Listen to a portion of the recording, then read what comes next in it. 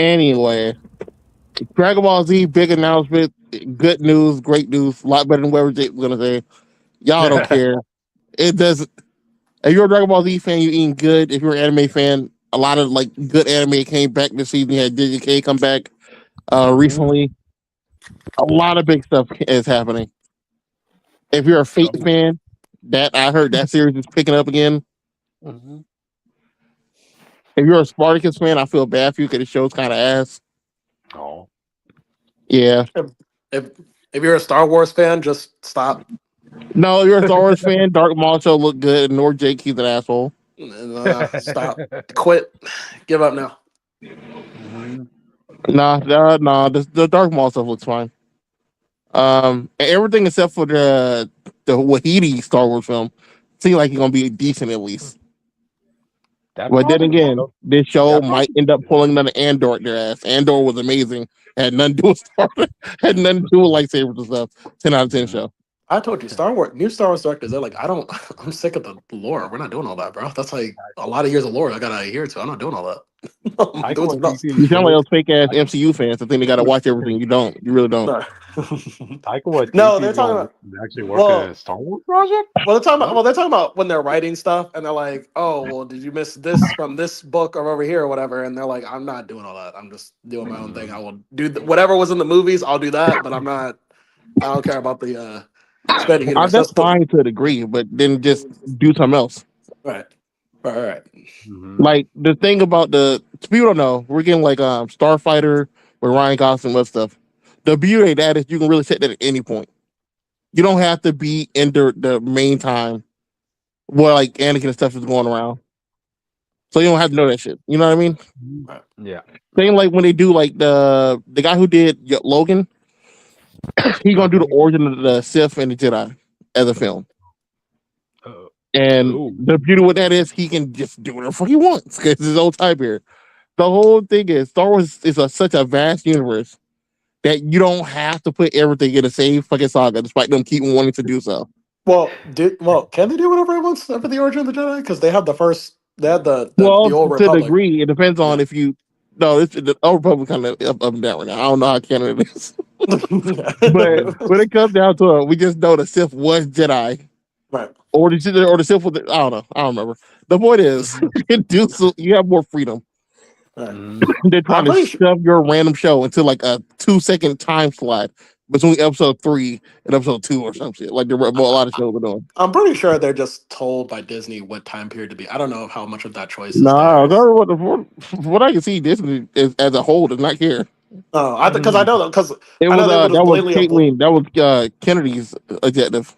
okay. She 'Cause I wanted know to that be was there. blatantly avoid the prequels, which I guess most adults will be like the prequels suck back then. They suck now, I guess. But No, we I can don't. say the prequels for the cards for the animated stuff.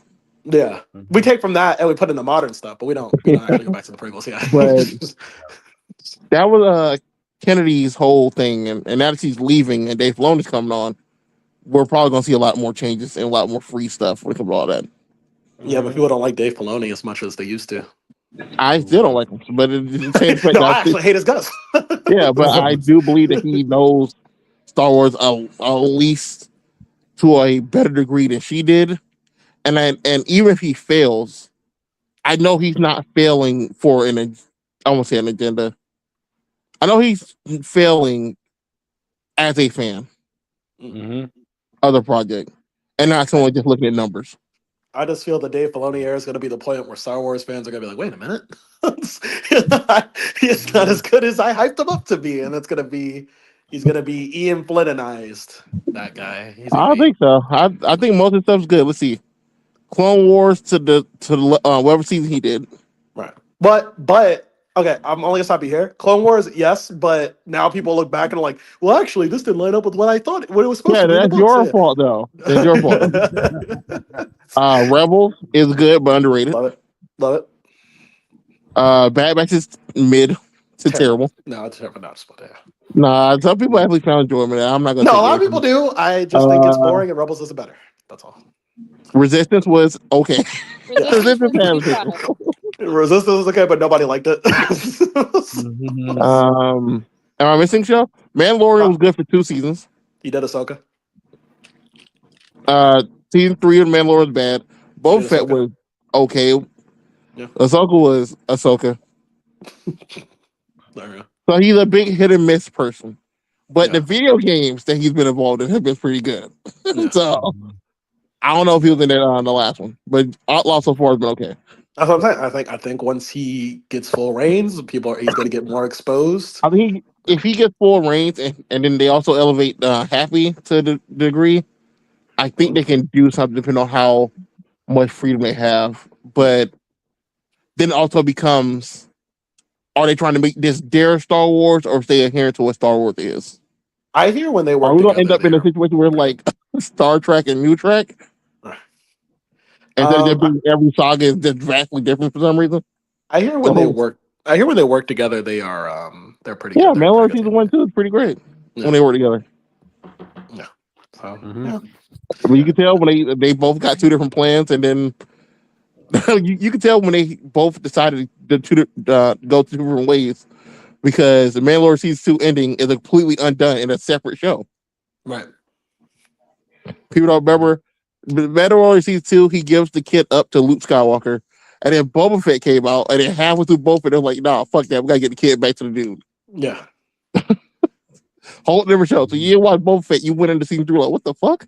I was rewatching Rebels, and even though he didn't have to do it at all, because Ahsoka clearly did die in the ending of season 2. But I will say, I hate how he introduced time travel to this universe. They haven't used it, to be fair, but Mhm. I hate that's what they get Star Wars. Yeah, Star that's Wars. our biggest fear. Cause it seems more like when it comes to Ahsoka, his liberties just go out the window.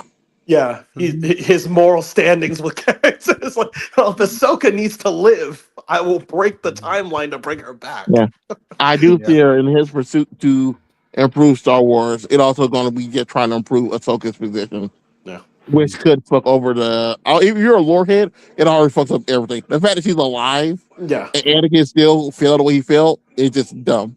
The fact that Mhm. episode 6 happened and Ahsoka was around was crazy.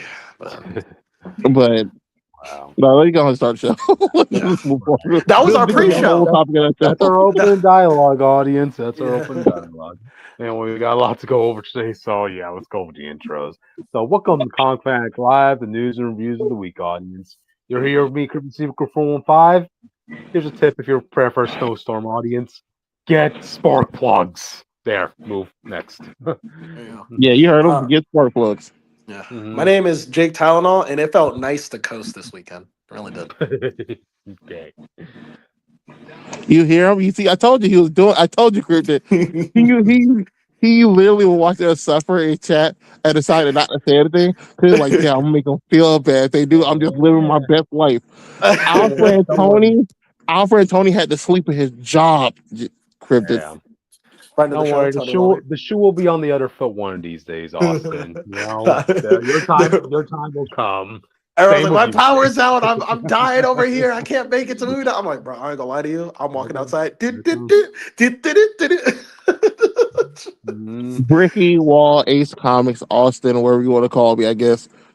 Terrible week, all because of Jake Tylenol. I blame it solely on him now, knowing that he was smiling happily while me and all his friends were suffering in fear of the situation.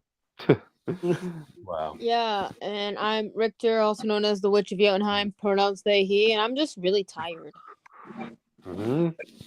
There we go. Also, I watched Star Trek Academy and I liked it. There you go. There you go. If you want Witcher's thoughts, you have them right here. If you want my thoughts, you have them. Was it last week? Yeah, something Last like week, that. yeah. Yeah. Mhm. I don't know, Yeah. I liked it. Gotcha. And together we are the Fanatics. Finish up. And we've won the news and reviews of the week. Okay, Mhm. we got a lot of news today. We'll be talking about the first black octopus in Marvel Comics. He's invited to the barbecue, No, he's Oh, we not. didn't say. We No, didn't he's say that. We not. didn't say that. No, We he's didn't say that. not. We didn't say that. No, All he's right, all not. right. He's a clone. He's a clone. He's not a real black man. He's not Well, authentic he didn't black go through man. the struggle. He can't be at the barbecue, bro. That's not the same. All He right. can't name one ancestor. Okay. Right. Oh, So God. then we'll also be talking about the Super Mario Galaxy trailer. This time with Yoshi. So that's pretty Finally, cool. it's almost like that was the whole stinger Right. that people were waiting on. It's true. Mhm.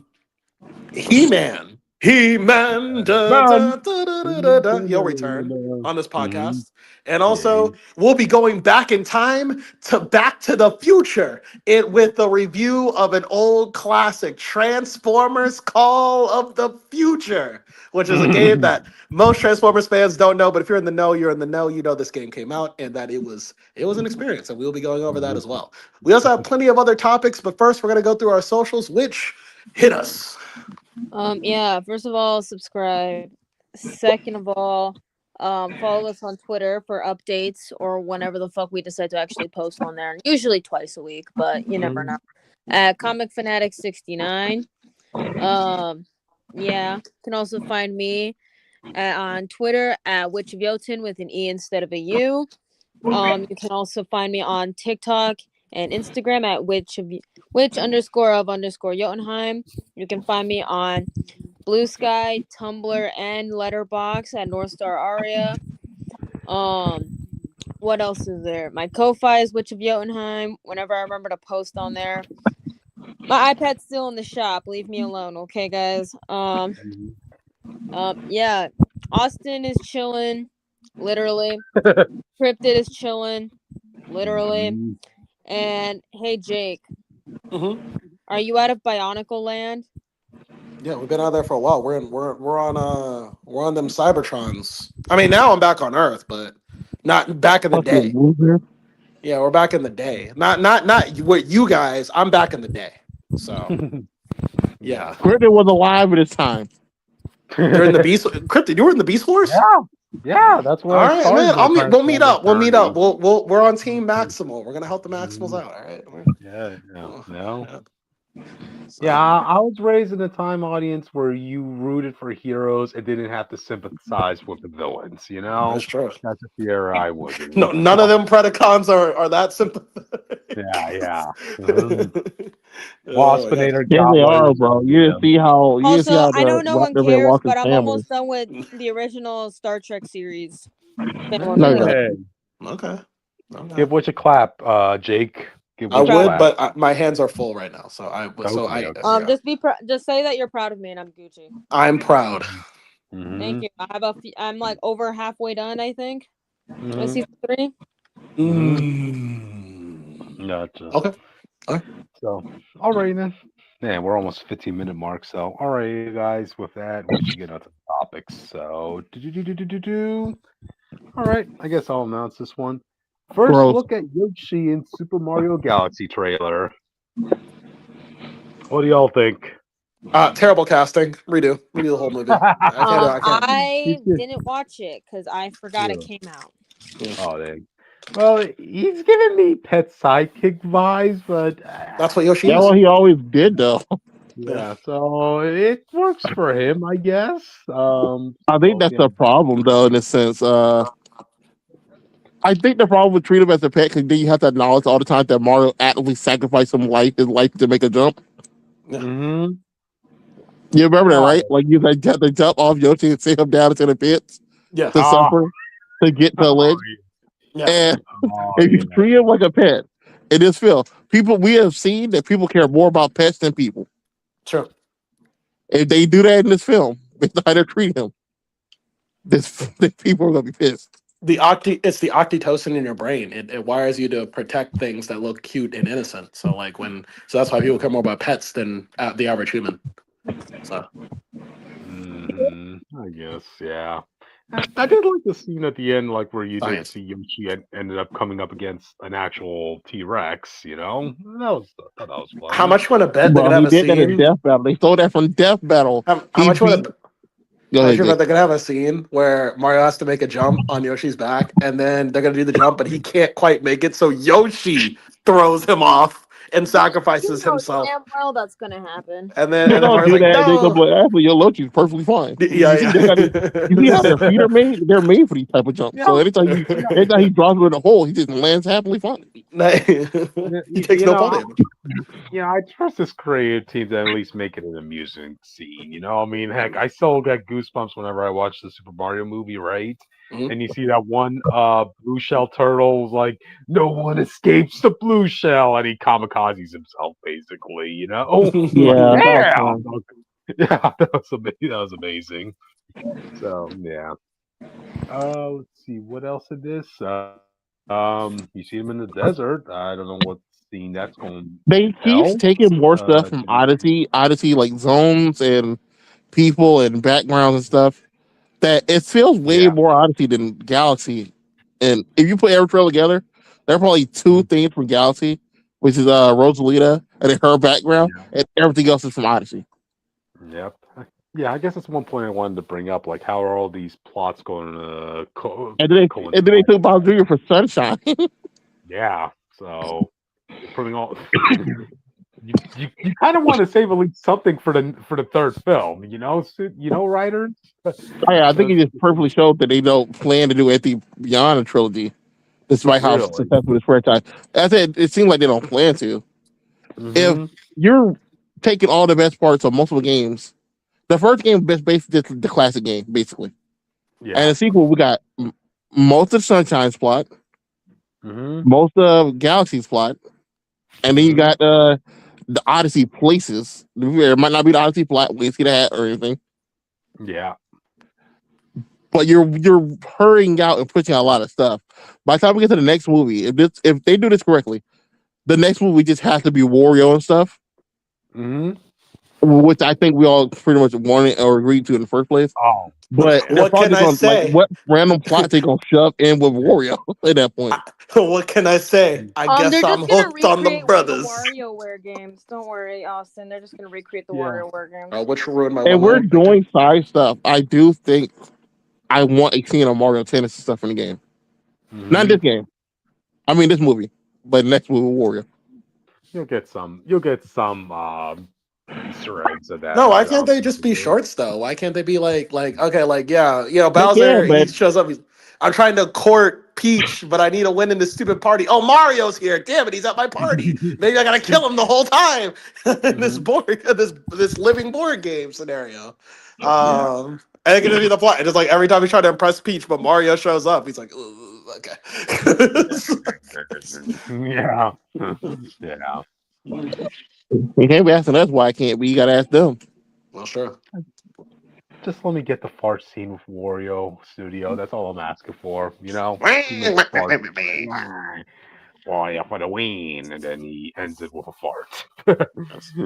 So Mario and yeah. Wario have only fought once, and it was before I was born. They never fought again. Wait, So, Oh, Jake, when were you born? I was on the Nobody edge. knows them. I was on the edge of that 2000. I wasn't 2000, but I was on the edge of it. You know what I mean? I almost was 2000, so I was close. mhm. So I was born after 2000. there you go. 91 audience, 91, same year as Deadpool. So Mm, uh, mm. mhm. It was predestined, apparently, audience. So Yeah, I there was you yeah. go. born I was born in '02. That was the year when they allowed North Star to actually be gay after There him you go. coming. Hmm. They had to. Predestined. They had to have a talk about it. They had to. They had to confer. All right, I'm saying y'all done doxing yourselves now. Back to Oh, Mario, please. Doc, right. we're just telling y'all the year. We're not even giving more specifics. I didn't even say Yeah, the but we year. done said more specific stuff over the course of this podcast Yeah, sure. Gotcha. in Hey, if general. you want to find our Uh, information, just go down through our whole episodes. Watch all 90 episodes of the there you go. Fanatics, and then piece together. Yep. But all right then. Do you guys have any other final thoughts on this before we move on? I think we pretty much went through everything in the trailer. Yeah. Okay. We have to see how all these plots come together because like other than just being like randomly the Rosalina stuff pop off from Power Junior and Power like that, I guess we gotta do something about that. Like I don't see how you naturally have all this stuff be one story. Mm-hmm. Hopefully they'll make it work. Hopefully they'll make it work. Yeah. But all right then. I guess with that we should move on to the next topic. So Kirby needs to be next, please. Hang on. I got this. All right. He-Man. Da, da, da, da, da, da. Why you fuck it up? You missed y'all ended the best part. Da, da, da, What? da, da, da, da, da, He man. Dun, dun, dun, dun, dun, dun, dun, Dun, dun, dun, dun, dun, He-Man, He-Man. and then restart. You gotta go to the second line before we get to all that. Nah. Gotcha. But I'm not we gonna lie to got you the though. next. That is one of the, and no pun intended. That is the most manliest theme of like that era. That was like the most Oh, manliest theme song. definitely. You know. Can I Made me tell you proud to And wear something? Can pink. I tell you something crazy that I saw on Twitter regarding this goddamn movie? You mean He people be him. mad about the he him? mhm. Yeah, I was like, it's totally not in the fucking name. Yeah, no, it definitely is in the name. Yeah, Yeah, People will take dumbass. it as a I gender base when the whole point is that it's he slash him in the same way yeah. whole I, title is. yeah. look, I did want to comment on that. Like again, one, that's a joke audience, but the two, that kind of is like trying to set the state of mind of Adam in this universe right now. Because look, dude, he's fucking miserable in this Yeah. workplace. He worked in You know, HR, bro. He's never been more sad in his yeah. life. Yep. I mean, for God's sakes, I'm pretty sure the he him thing wasn't even something he wanted to do. It was probably something his manager put on him. I mean, hell, even his I manager can't. was like, I'm I not gonna disagree. speak for really? Prince Adam, the fictional character. Hmm. I think he's just fucking miserable because Earth is fucking miserable. And I also disagree. because like this is not the Yeah. world for him. Yeah, okay. Like If you heck, go by his even dog law, he's clearly still from Eternia. He probably got stuck here.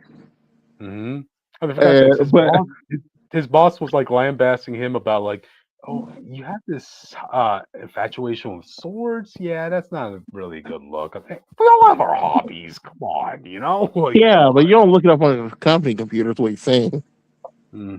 Oh, okay. Well, could have looked at those phone Like I said, numbers. I think the he him thing, I don't think that bothers him to be honest. Cause it literally just damn near his title. Hmm. I think it's more like I don't think it's gonna be focused on as much as people think like it's Nah, gonna be. I don't think they're gonna verbally make that joke. nah, they won't. I think just And the what? intro of the Mhm, obviously him and his job. mhm. Yeah, but as the trailer as a whole, though, it's great. I mean, it feels amazing. Like you see in Eternia, you see some awesome action fight sequences here. Man, we got our first glimpse of the actual sword. Oh, dude, that looks It is manly right interesting there. that Prince Adam gets to go to his mother's home of Earth. No, that's true. Yeah. No, that was Well, that's lame. Yeah, no, it is. mhm. I would rather he just not do it. But that is where his mom was So born. he's a fake Aquaman. Yes, his mom was born on Earth. His father is of Eternia, and I think she's the only one who has any knowledge of like what Earth is or whatever. So like, yeah. Gotcha. He kind of feels like he's destined for better things than to stay in this HR office, you know? I Like, I think that's why I like the way they presented it because the idea that he already been to Eternia and mhm. he got brought back here is like It's like way worse. Like the it, it, worst Ethan Kai version you can do. yeah. It's like the Supergirl situation where, like, hey, she had her informative years on Krypton, and now she's basically in an Amish place that's Earth. Yeah, That's hmm I think that so yeah. works as a reverse isekai thing because that's what I was worried about.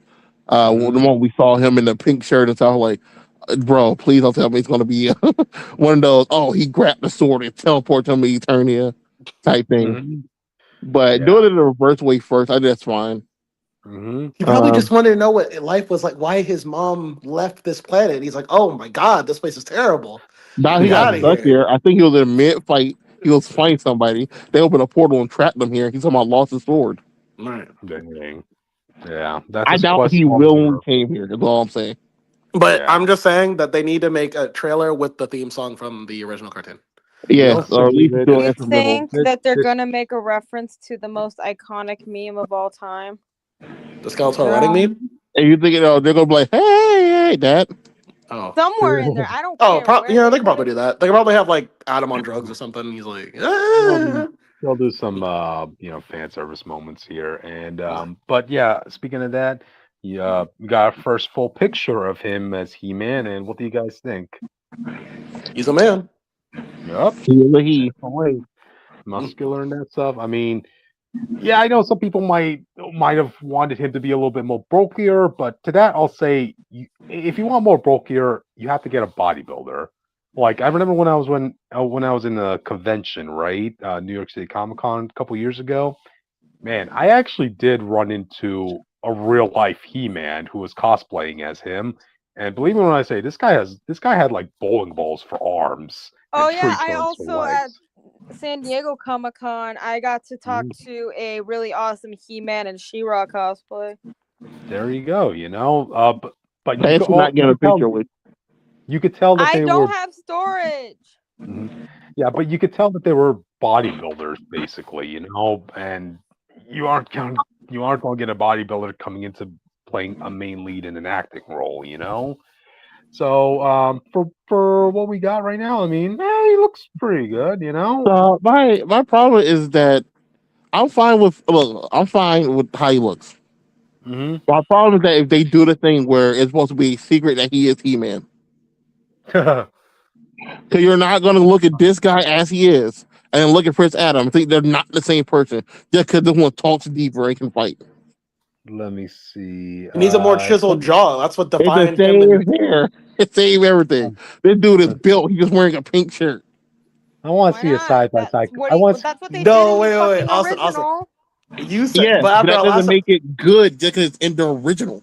but we can Mhm. hide muscles. We saw Starfleet Academy. You talked about main dude all the time. His muscles Yeah. would change from scene to If they scene. did that with him, I think it would have been fine. The problem is Yeah. they didn't do that. I really should have done a side comparison pick here, but yeah, it would be kind of When the hard. whole original thing was that the original, I did not like how the original handled either. I think the 2002 handled it best when No, definitely did. Yeah, you Adam could was see. a twink compared to the muscle He-Man. Yeah. Because Yep. just him being a coward and running away, and then suddenly He-Man shows up, she'd be like, "Hey, yo, what the fuck was that?"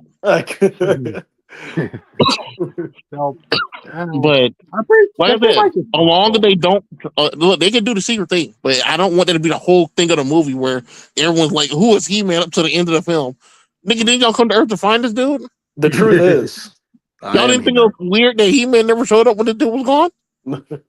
He went You know, no, because he went to go find Prince Adam, obviously, and they got lost. So there you they could have like a dude, go. they could have a suspension of disbelief moment, right? When the people from Eternia come to Earth and they find what Adam was doing on Earth and seeing him in that office setting, they're like, "You're He-Man? Nah, that's not What? He-Man. That's not He-Man, Oh bro. my no, no way, He's doing manly Something to, shit, bro. yeah, something to allude to that. I can't wait till the She-Ra sequel. They're gonna do He-Man and She-Ra. They Okay, can't do that. yeah. Oh, Oh wait, Yeah, finally legal let issues. those two be in the same fucking Wow, show. for sure is owned by their holding people, if I remember correctly. That's Yeah, what they man. can do. And how you let that happen, bro? How you let that happen, bro? legal Uh, issues. how you feel about Another thing. the scrap? People were saying he was wearing a sports bra. How you feel about that, Cryptid? Well, I You mean, know, you I need thought that was support, okay. okay? You need I mean, that support regardless. That's Sport. true. that That's true. that What? You little need that little. support. Having No. Which support is is right. good. Yeah, which is right. I mean, W. I've seen adaptations of He-Man with like this sort of strap on. So I mean, it didn't bother me Oh, much. I you mean, see that's him not with a Kevin. strap on. Interesting. Hmm. Tell us more about Well, the story. a Hey. chest strap, like He's got the So strap on, bro. mhm, yeah, but I mean, it looks manly, when it's on him. All right, is what I'm trying to say. So you know. Um, Interesting. Speaking of that, there is another character I wanted to talk about from this trailer. We got our first full glimpse of Skeletor, Oh but god, we not Jared Leto, dude. They could have casted but anyone fucking else. They it's could funny have, you should but they mention didn't. it's funny you should mention Jared Leto because you notice that they didn't really give him any lines in the trailer. No. Good, because Huh. I don't want to hear his fucking voice, dude. They're gonna save it for the clip. Oh, They're gonna save it for the clip that they oh, release that shows a yeah. sneak peek of the movie. I really want to know: is he going to go full goofy on the high pitched voice, or is he going to try acting To do the serious 2000s like he did? version, They're but not he's gonna more do like a high. They're gonna try to make them threatening. the 2000s No, I version. need Is gonna do Yeah. yes. I want yes, or if not, then that. Man. Gotcha. You see how they're doing? They're taking this semi seriously. They're not gonna do that. Yeah. Gotcha. then I don't fucking want it. Give me a yes. So, Uh, I so was just disappointed by He-Man's first showcase of power. uh-huh. Watch him just. I thought because it was his first showing off everything. I ain't gonna lie. I guess I said you one about the last anime series, not the claymation one, even though that was good. Yeah. it immediately shows you the scale of how powerful He-Man was in his first intro, and you never like get away from feeling that. And here you just see him like casually like swinging, well, fighting what 5 people, just like slash. Oh man, show some power, bro. Where's the Yo, power? pick a dude up by the chest, bro. Throw him across the. There's a man who pushed the moon away for no reason. I'm not saying he didn't do that, but I thought like we swung a sword. I at least wanted to like I want to see some wind knock a guy back or something. You know what I mean? Like this is, he's a bit rusty. Okay, I guess you'll see that the extra points of manliness when you see him on Cringer riding that battle cat. So Well, that's always the thing a movie has to ask. He has to, do I want to be the full power of the cartoon universe, or do I need to tone it I'm not down saying you so gotta get dramatic to the things can be moon happening? part, but he Right. man, don't think about it like this supposed to be the impossible power everyone's aiming for. So you gotta feel right now he's just like a regular sword, and they're like some Conan the Barbarian shit I just saw. Well, that's true. Conan can do Yes. that. He has to work to unlock it. So there's that. By the power of Grayskull. I also didn't like that. I mean, he sounded like a bitch. I'm not gonna lie, that was a hit call. You gotta You need to have announce like that loud. you need to have got some still black. on that. Yeah, you needed to have some like Black Bolt echoing as an Yeah. effect for that. I like the sound, 2000s version because he had like he was like, by the power of Grayskull. And then he turned to He-Man. Yeah. He's like, I have the power. Exactly. That's you got to say the grandiose quote after he starts transforming. Yeah. And I really hope they keep that because I want you to know it. I remember we talked about it in the last series, the Netflix show. Half the time we did it, he would say, "I have the power" before actually having the power. Right. He was like, "By the power of Grateful, I had the power," and then start transforming. I was like, "Bro, what are you talking about?" Where's the power? Let's get mad. That's true. Another thing I wanted to bring up, like in this, how do you guys feel they're going to handle Orko? I forgot. Was he in the film? He wasn't in the trailer. You think He's probably not gonna be here. It's probably a sequel tease. Yeah, it's probably gonna be a cameo, if anything. I didn't know people hated Orko until the last Netflix series where they tried making a point saying that like fans didn't like Orko. I'm like, but Yeah, fans did not like Orko originally, but I thought it was fine in every other series I saw.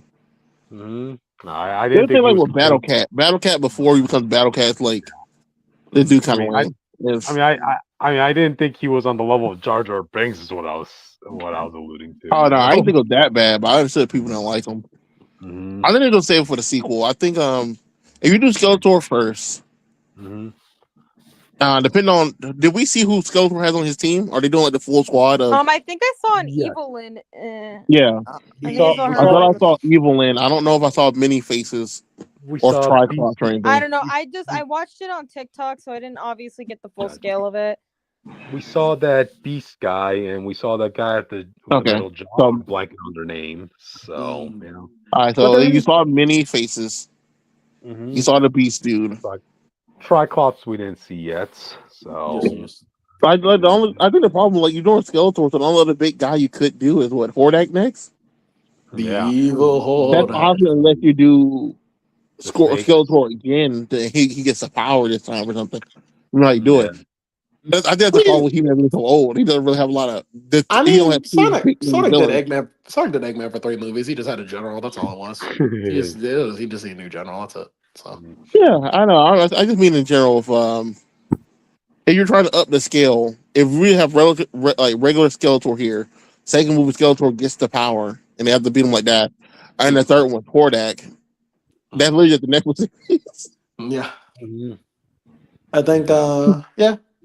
I don't know. They probably take some from the 2000s. I know 2000s had like a deeper sense of lore. I feel like this movie. Yeah, I think we got the elevator villain. I feel like this movie is either going to be mediocre at best or really dog shit at worst. But I'm hoping that there's a secret third option where it's actually good. Yeah, I think it's gonna be better than a Red Sonja film that no one remembered, nobody watched. No, I didn't watch it. Exactly. Look, I'm over here trying to find some fucking mushrooms to forage, so I don't really give a shit. I'll check it out. But I don't know. I didn't grow up with He-Man, so Yo, shout out to the man of He's, bro. Nah, I gotta say, my older brother doesn't go to movies much, man. But when it comes to like nostalgia films like Transformers and that stuff, stuff from the '80s. He will go there, and this is definitely something he wants to go see himself. You I ain't know? gonna highlight it. The original He-Man has one. I mean, in 2000s does it too, but it has one of like the best opening sequence that just sells you on the whole show. Like you just watch that, Watching you're like, him just oh, explain it to you is really funny. right. Hi, my name is Fritz. Like that whole bit is so This is my good, and partner. This is my partner Cringer, and together and then immediately Skeletor starts invading. Like, yeah. That was Oh, crazy. is the 2001 where Yeah, that Skeletor was the attacked 2000 where he just interrupts the intro. yeah. He-Man and the Masters of the Universe. Mhm. No, I mean, Oh, I think I think that's the right. I think that's the thing I want too, because like we call it the Master of the Universe, but no series other than the original one really showed you why they're the Master of the Universe. None of them got to that level of power anymore, it's just a Right. where cool it feels like they're the name. strongest people in the universe. Like we're never gonna get He-Man moving planets and stuff again.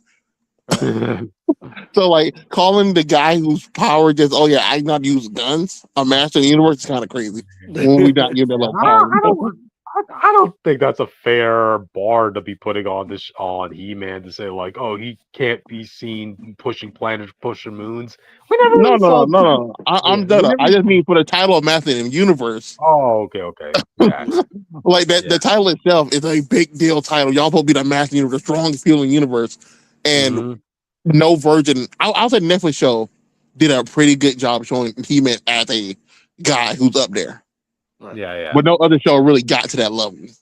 So I Mhm. do want to see how this show progressed their power over the course of this film, or maybe like the whole trilogy Mhm. to that to earn that title.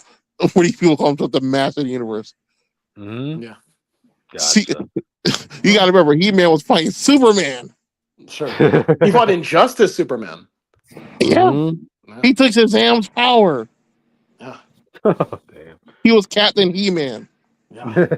He's fighting with turtles right now. Yay. I That's used a to forget dog. about that too. That's a Stupid. wash of a fight. I ain't gonna lie to you. That's a one sided fight. I It's keep all forget. awesome. Oh yeah, they're fighting the turtles. Godzilla is the Power Rangers for the third time, and then turn for the third time. I think I Yeah, showed Jake. Shredder had the Godzilla armor on. right. So yeah, that's what it is. Wow. Yep. Yeah, they love these older shows to collab constantly now. That's really how they keep getting their sales. Yep. Mhm. Speaking of Gotcha. that, I probably will start back talking about the He-Man comic because it actually was pretty decent. Yeah, I have those three issues right now, but like I haven't got a chance to read them. But when you want to talk about them, I'll catch up on those. So yeah, We can wait a week then. I'll give you a week. gotcha. Do do But do do do do He-Man Masters of do. the Universe trailer looks awesome, audience. Can't wait to see it. So Yeah. yeah. The other looks good. Let's hope that thing is okay. Hmm. Cause Jared Leto, we've heard him. Intron Aries, he was not that bad. But the change they made to that story at his behest, he wanted those changes. Ruined that You know, story. you know what? If this movie doesn't perform good in the box office, we're all I'm blaming it on blaming him Jared. that he'll have 4 bombs on his record Yeah, in the last yeah. 10 years. Back to back, audience. Do do Okay, do. so He all Man. right. Na, na, na, na, na, na. But all right, then, audience. I guess with that, we should probably move on. So, do. Austin, you want to What do the this one? fuck is Batgirl? Yo, get Batgirl off my Oh, screen. What so the? this I didn't realize it was a topic, but I will talk about it. So the reason this was a big deal, I didn't think you were gonna use this picture. The actual topic is not about Batgirl's failed script. It's about the fact that the writer who wrote that failed script is a person writing the DCEU's Batman and Robin Brave and the Bold. Oh This my is the Oh, lady who god. wrote this. She wrote The Flash, and she wrote Oh, okay. another superhero movie that bombed. oh. But if you go back and watch the dialogue for the Flash, especially early on for Batman and stuff, Mhm. because Jake, I think me and Jake like the Flash is a full film. It's okay, No, Mhm. but the Batman dialogue and his actions in the film are not that great. no. Uh, she wrote something else, Jake, that bombed. There was another Batman thing, and it was like 2 other things, but I can't remember off the top of my head. Man. People were talking about this woman, this writer. I gotta find her name again. Okay. Jake, look up the writer for the Flash, please. Okay. But we were talking about this lady failing upwards, where like you're being rewarded for bad scripts. Oh my god. They're not winning awards. They're not winning. Fans aren't like laughing at dialogue. Fans Christina don't like the dialogue. Hodson. Thank you. Batgirl Christina was so Hudson, bad okay. they wrote it off for tax purposes, even though the movie was fully done. That must mean she's easy to work with and gives shit on And in on then, time. yeah, like Jake said, she's easy to work with, and she gets her stuff on time, whether it's good or bad. You be like, oh, I need a script by Tuesday. She's gonna have it there Monday. I'd Monday rather go for afternoon. I'd rather go with somebody who produces results, not somebody I will go and invite to you. But that's just Well, me. it costs money if you go off time, and it costs people it shifts things around, so it's more Yeah. reliable that you'll get a It project done. feels more with this choice. It does feel more like he's trying to rush Batman and just get something out here now with this Yeah. choice. No. And I think we all agree that's not the best idea, especially with the domination that Batman just had in comics for last year. Uh-huh. And don't forget, the Batman show that you all watch is also returning this year, so they're gonna have Yeah. alternative and know what a good Batman is to compare it to this. Yo, I'm so excited. Not I even love counting the the Batman Part 2 coming out this year. I love the idea of Cape Crusader. That's one of my favorite Batman endings to like a TV show ever. I'm just like, dude, it feels like it's been a while since that show debuted, and I've heard no word of it. So, like, Nah, damn. Cape Crusader was great because it was the only time where I understood Batman not killing somebody. I was like, all right, I get it. All right. So I liked that's it fair. for like Batman arresting Catwoman. Doesn't matter. Yes, if she's that was like, superhuman or well, not. So because you that like this for? Batman is that. Yeah, that's not the topic. Okay, yeah. Yo, fuck Batgirl. Damn. Nah, But- more studios should be pulling off that move. If they don't feel confident with a superhero movie or show, that they should just cancel it. You know, like right off its tax off. I'm fine with that. It's just the idea that James Gunn, as everything he said, and all the stuff he's been saying, is just doing the same stuff that Marvel end up doing in a lot of situations. But And he it said feels he likes the Flash. So I mean, he really could just like no. that script. He said that before the movie came out. I have not heard him say anything about Flash after it came out. No. So I think that was more marketing than him saying he actually liked it. Though he did do a lot of similar shots visually in that Superman movie. Nah. Like I said, man, if he liked the Flash, that's sure. But you can't tell me he liked Batman at all. I won't believe that. You can't tell me that's the best superhero movie of all time. Didn't he say that about Flash? He called it I one of the can't. best, and I disagree with that. Oh yeah. I think I can name a good list of 20 movies for the Flash. Yep. Yeah. But I don't know, man. Putting the faith of your, I know Batman's not his header, to be fair, but your Batman is going to set the tone for your universe because that's going to be the main draw for a lot of people. Clayface is going to come out. Clayface is going to have an audience. It's not going to pull. You know what I mean? It's not going to be a main pull. Wonder Woman is going to come out. She's going to attract the audience, but it's not going to be a main pull. Batman is a main pull no matter what he does.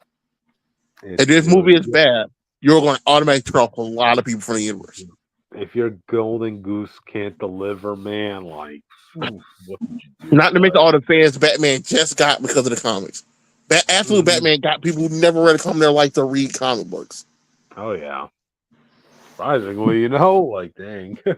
So like Batman has a whole new thing. So now you have to decide: is your Batman going to be more traditional, or are you going to try to make some absolute in there? So absolutely popular. Are you gonna make him Batman or Batman as fuck? I like I like to credit AEW for doing a lot of promotions on the Absolute Universe for DC. So yeah, that's just me. So yeah. I hope you feel bad later. But when it comes, so I don't know. It doesn't seem like a vote of confidence, especially after all the Peacemaker didn't deliver to the level of people that James Gunn hyped it to. I guess the best way to say it. Peacemaker was good. It didn't deliver to the level of Batman this guy hyped it to. Neither did Creature Commandos. Superman delivered depending on who you are, but it was favored if people really liked it. I didn't like it that much than most people, but I didn't think it wasn't bad by any stretch. I'll No, watch it again. Superman delivered so much Yeah. that it just the meme of him making that speech to Lex Luthor came back. That shit was funny as That fuck, that'll bro. piss me off at the end. That shit piss me off. I don't care what anyone says. I know you like the Dotto version though. Shut up. I heard that. I gotta show you this later. I got a version of that speech where every time Superman turns his head, because the sun was so blinding, you can see it blinding Lex. I have a version of that. But I don't know, man. At their next big thing, Supergirl is probably gonna be fine. I don't like the look of Lobo, but it is what it is. What? What don't you like about Lobo? When we get to that next week, I'll show you specifically. Okay. All right. But like I said, I think it'll be all right. But it's clear he just an inclusion to have a big bad for the fight. And the story is pretty much airtight usually. Yeah, because he's not in the original Woman of Tomorrow at all. Yeah. So that's the next big thing. If that does well,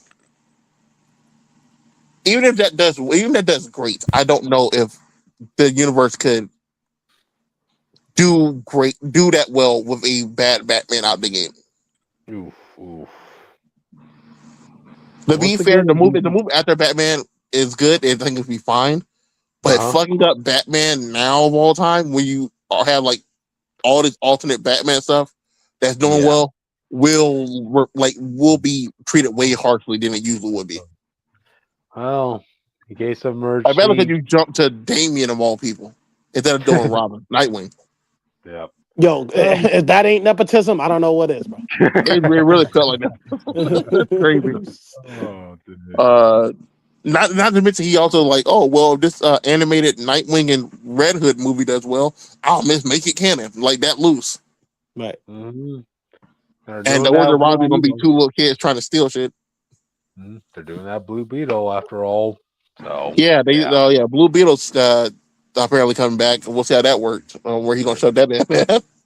They're gonna make it canon to the James Gunn's universe, which was. I know he don't want to have any like real like rules and stuff early on, but like this is probably where you need the rules the most. Mm-hmm.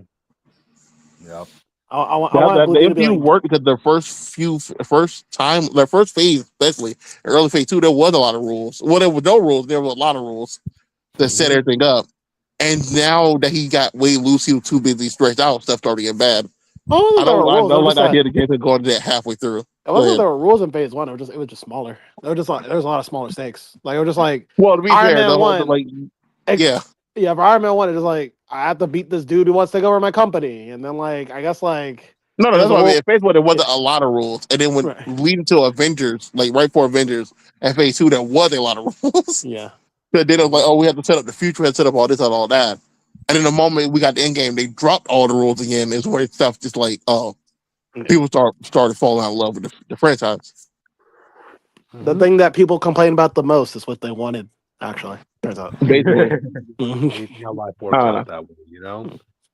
So I have faith in James Gunn as a director. We'll have to see how well he does. We'll have to see how well he continues to do as a head of the company. But it is what it is. I don't think it was a good choice. I don't see how you reward someone who all the films they made have failed or been considered failures by the wide stream of money made or fan base reactions, or so bad that you just straight up did not want to release the film. So I think you should have elevated somebody else to this spot. Like Jake said, Hollywood would rather reward someone for being easy to work with and on time than being difficult but amazing. Unless you're a director. Yeah. Right. Factory assembly line audience back in assembly line. So, all right. You guys have any final thoughts on this before we move on? Not really. Do better, James Gunn. Yep, do better. Give me a Wonder Twins movie or show or whatever. Yeah. No, I can't. I ain't gonna lie. If you still from Marvel do a 1 hour special presentation, I'll say that for the Wonder Twins. But I want to see, because I think it'll give you a good idea how he feels about everything in the universe. Look, I believe that James Gunn could do a Wonder Twins thing.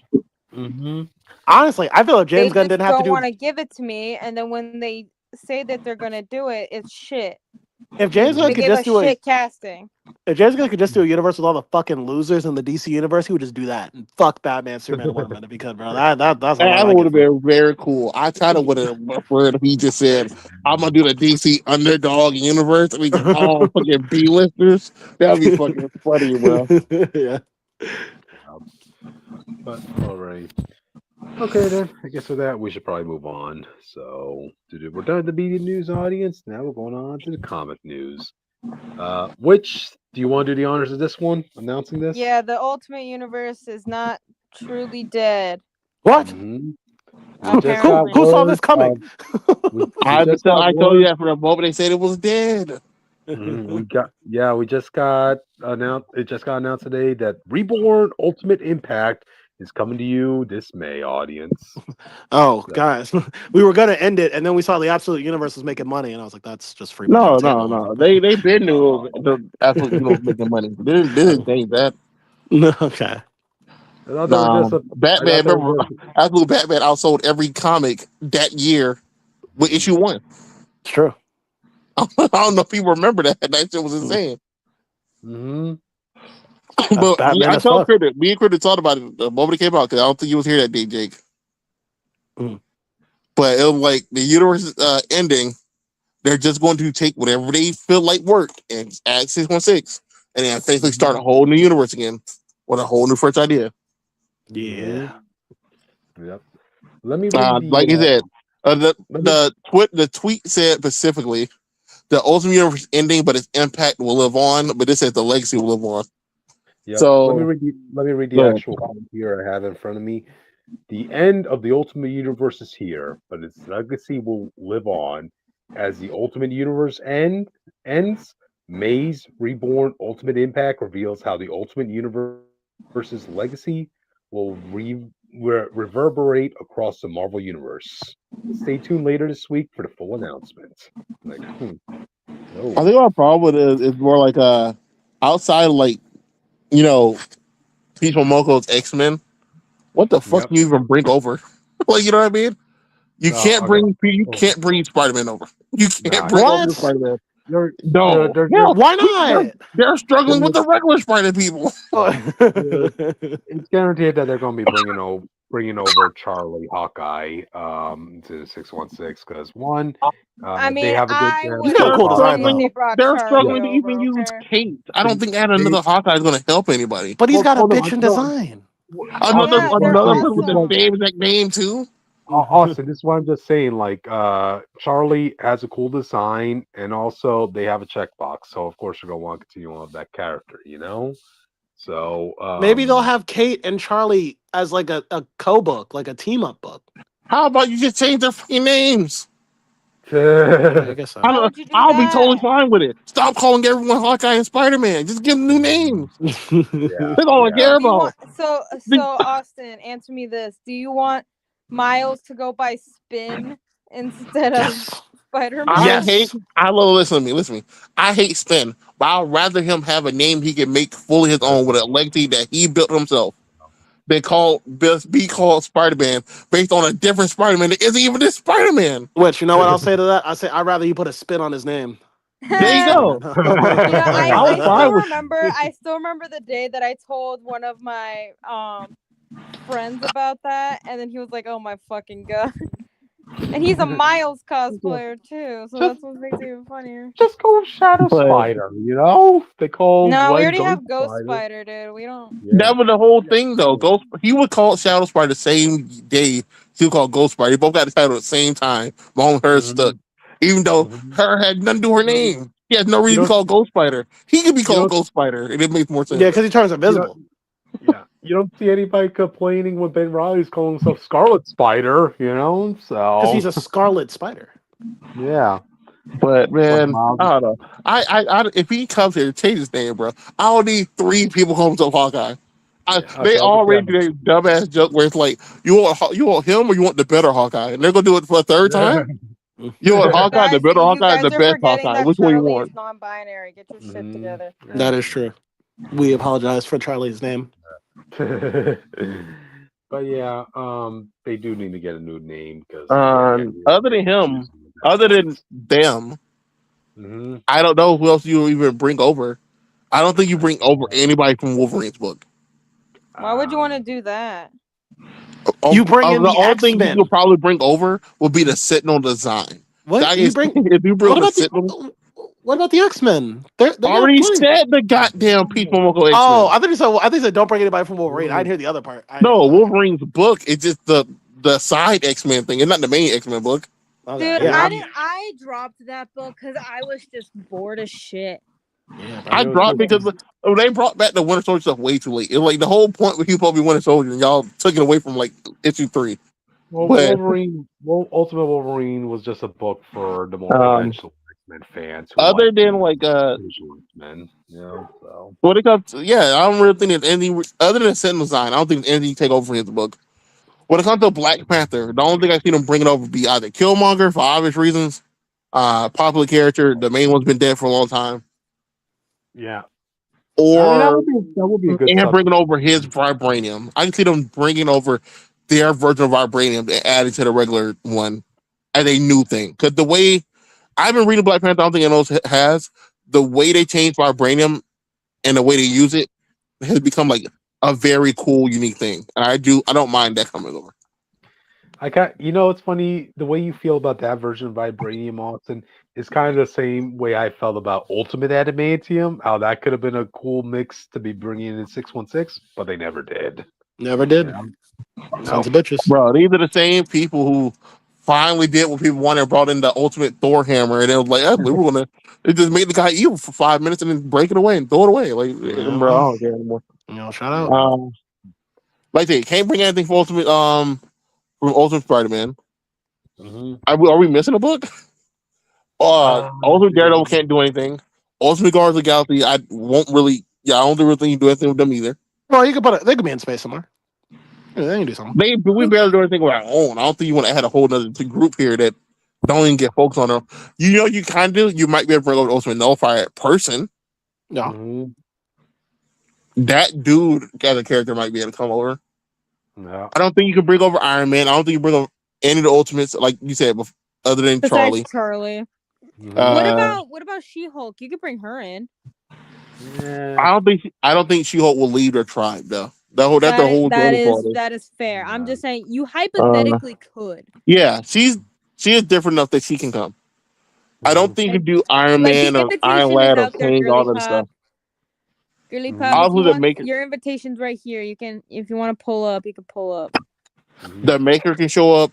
Ant-Man can technically I show up don't give because a they fuck already about the Maker, dude. The Maker is Ant-Man can show up since they aced up the one for 616 so he can look like the movies. Oh yeah, that's true. So if you want, you can bring this well-liked Ant-Man to the universe. Mm-hmm. I personally would like to see Doom, read Doom come over, but I wouldn't want him to stay because obviously he wouldn't do anything. I just want to see a story, a Ryan North story about him and the Fantastic Four. Yes, I do. That's exactly. I would like to see Ryan North have this Doom have a conversation with 616 Reed and everything. Mm-hmm. His reaction to seeing a Reed who got everything he lost could be very interesting. Wow. You can't do anything with King. Can't do anything with Howard Stark. Well, Howard Stark maybe. Mm-hmm. But Tony's parent and stuff in 616 is so confusing. I don't even know if you want to try that again. This man had fake parents. He's been an alien kid. He had a stepmom. He had that rocker actual mom. When he became adopted for some reason. I don't know if you remember. When Ironheart showed up, and they had Iron Man's real mom was there. Yeah. I can't even think of anything else in the universe. Didn't one of Tony's workers have a crush on her? I believe I forgot. Yep. Wow, look at that audience. Well, imagine having one of your employees and finding out that they had a crush on your mom. Shout out. I guess technically you could bring the Spider-Man suit, the Venom suit, whatever you want to call it. Yeah. That's really it. There's not a lot that you can just bring over and just put in the universe and have it instantly work. Everything else you have to like either change some stuff or make a story to justify them being here. You don't want to pull a Jimmy Hudson, audience. You don't Yeah, want to pull somebody from the Ultimate Universe and literally don't do shit with them, like But yeah, not everybody could be like Miles and be incorporated into the 616 that easily. So we'll see what happens. See what happens. Yeah, and hey, this also gives a leeway for Marvel to give another #1 treatment for Ultimates. So yeah, that's true. yep. But anyway, you guys have any final thoughts on this before we move on? Good luck, Marvel. Please don't fuck Yep. it up. There you go. There you go. So, all right. Speaking of good luck and fucking up, let's move on to the next topic. I think of Good Luck Charlie. So, Marvel reveals President Kamala Khan. I didn't think you wanted to talk about this. So, Let's go ahead. I know people are going to make a commotion about this. Might as well talk about it. So, this is what from the Inglorious X Force book, the one with I Cable. believe so. Yeah. Okay, yeah. So basically, Kamala gives a big lecture moment to Cable, and Cable brings up that in the future, Kamala Khan becomes the first ever mutant president of the United States of America. You notice how he Okay, didn't say inhuman at all? You notice that? Yeah. I Yeah. know that. No, you know what? I gotta say this. That's election interference right there, because you cannot tell me like the status is the majority of the population, the majority of humans hate the mutants, right? They always keep elaborating on that. So how can you try convincing me that Yeah. like they would He gave to they me in would like 20 her? years, everything just perfectly okay. And Yeah. it's enough for people to vote for them.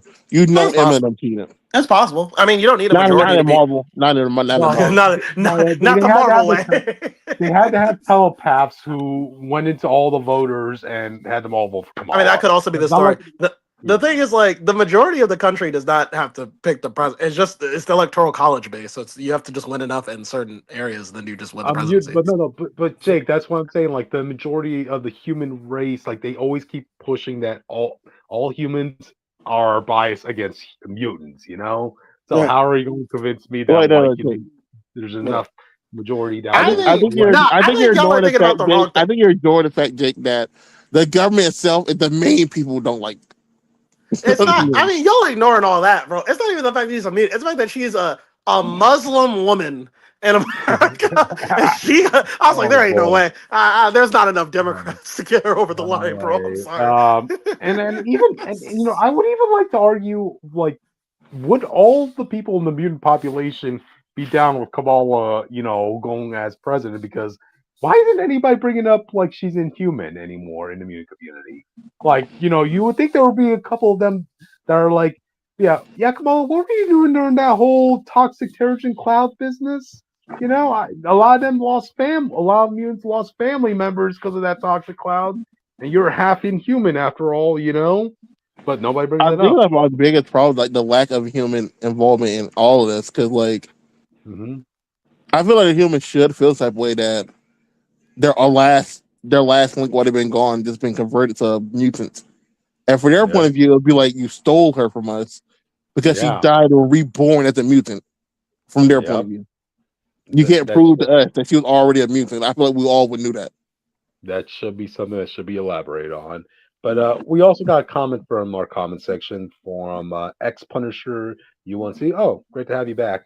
They're saying, I thought Kitty Pryde was first mutant president. Well, move aside, Kitty Pryde, because Is that, Marvel's giving that title to Kamala. yeah, I'm saying So it's Marvel, bro. The future changes like the drop of a hat every day. yeah, There's a reason every time we go to 2099, it's a different 2099. Yeah, yeah. bro. Not the And I one where just love. Miguel is the wielder of Thor's hammer. Mhm. Man, and I just love the fact that they really want to push the first mutant whatever of Kamala right now, dude. Like, dang.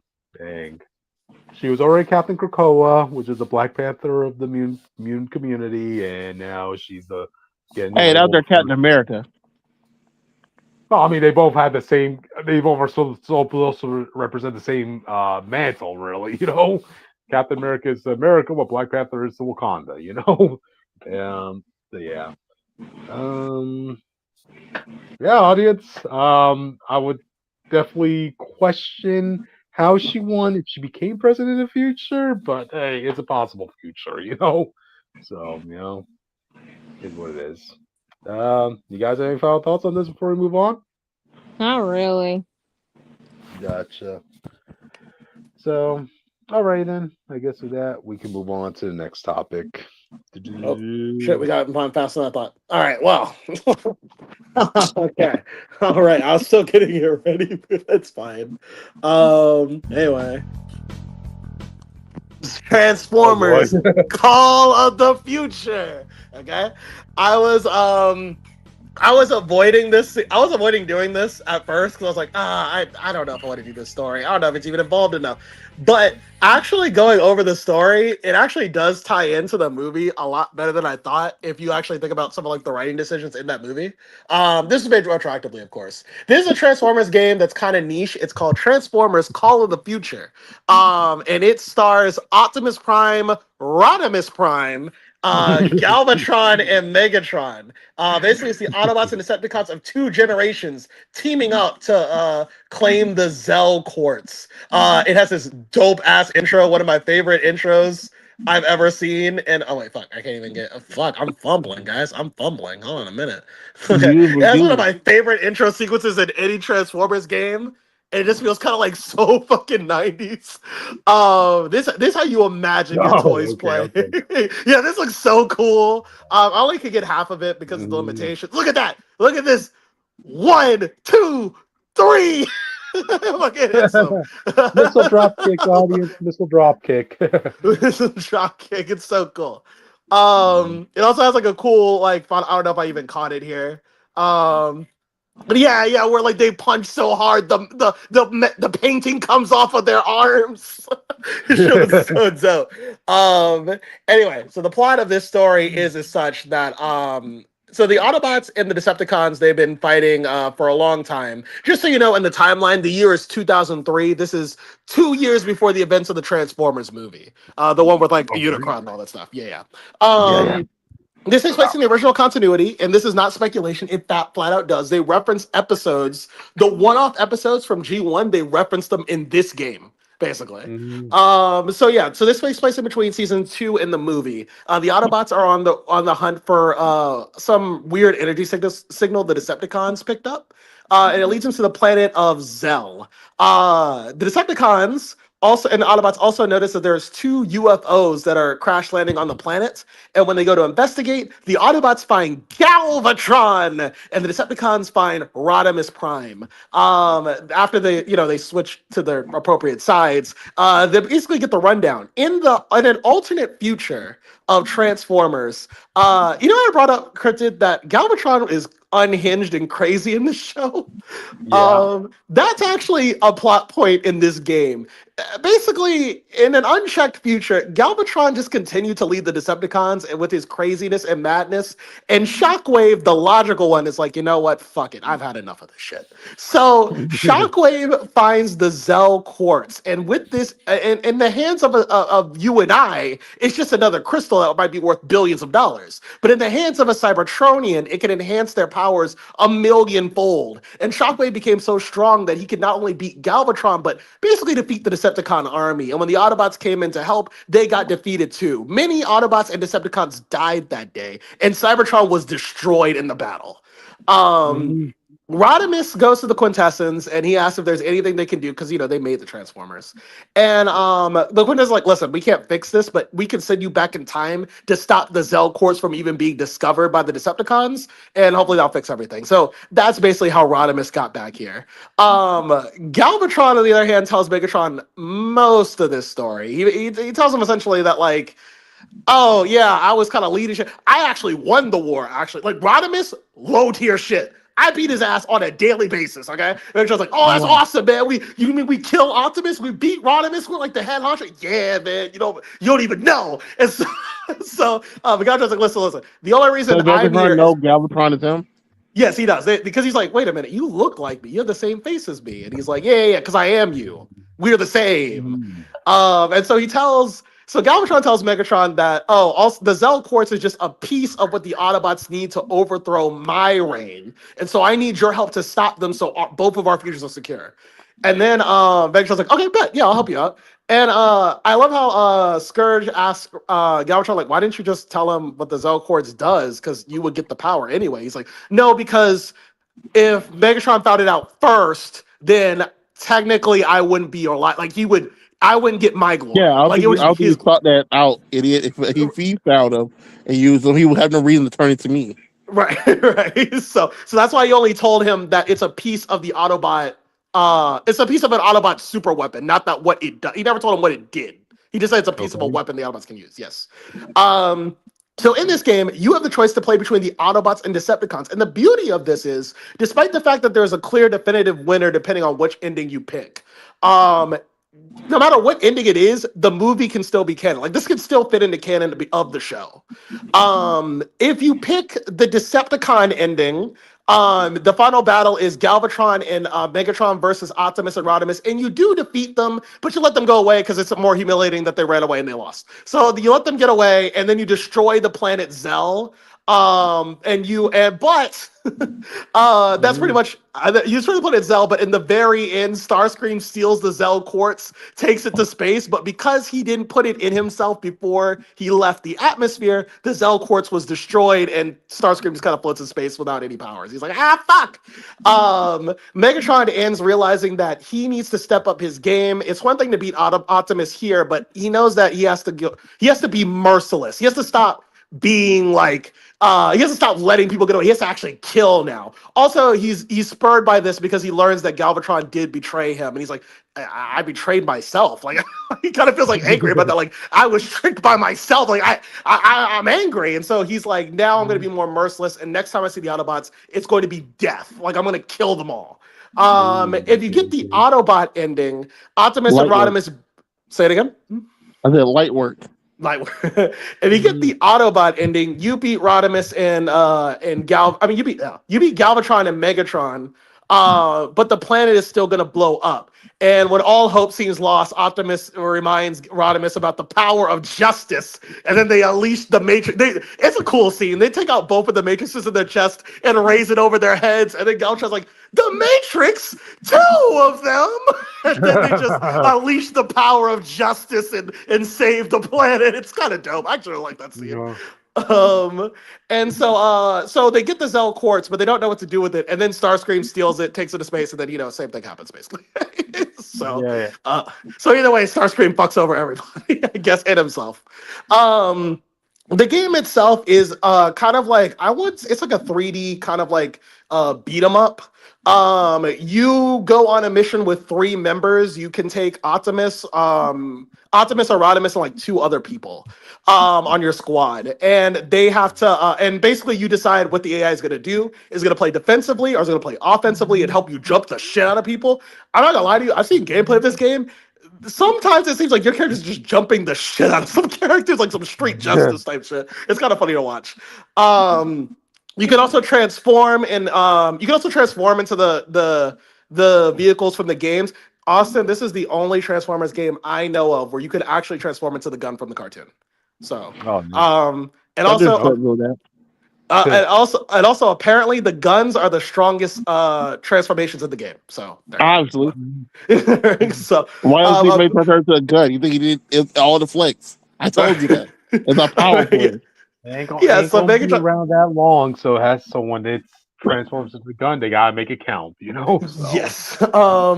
Megatron. So Megatron and Galvatron have the strong. Well, really, it's Galvatron because he's the gun, but he can move, so he can actually move as a gun. Megatron has to be more stationary, but he still is powerful. I think there's like 9 stages in total. Along the way, you'll be able to recruit Autobots or Decepticons as you wish. And then you could, and then as the story progresses, the Autobots and Decepticons get to know each other a bit more. Mainly, it's really just if you're on team Autobot, it's Optimus getting to know Rodimus, and like it's Optimus. What was it? Optimus, Wheeljack, and fucking one of them meeting Rodimus, RC, and Cub, basically, and it's just their interactions. It should be. What's the last name? What was that Say it last again. name? ICUP Cup. Yeah, Cup. Yeah. Oh, Cop. Okay, okay. Yes. The war vet guy. Yeah, he thought you said Cuck. Now, the reason you probably haven't heard of this game, and you'll see it in the introduction, when you play the intro for the game, and it does all the little special. But I actually love it. It's such like a cool like nostalgia. It gets you into the G1 mindset when you listen to it. You'll see the title cards up here. So when Optimus shows up on the title, it says Convoy. And you're like, what?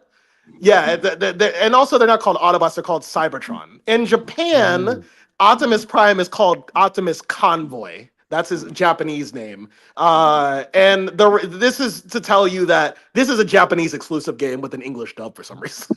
Basically, Jake, I want you what's to up? know the audience knew that from the moment you showed this picture with the Japanese writing on the cover. That is true. I Yeah. just wanted people to be aware, just in case they didn't, just in case they Okay. missed it. But this was a Japanese exclusive that we never got, but it does have an English dub, and it's bad from the same people who brought you the Castlevania dub, the old one, the bad one that everybody knows, that one. And Hey, some of them, hey, it is Oh. iconic.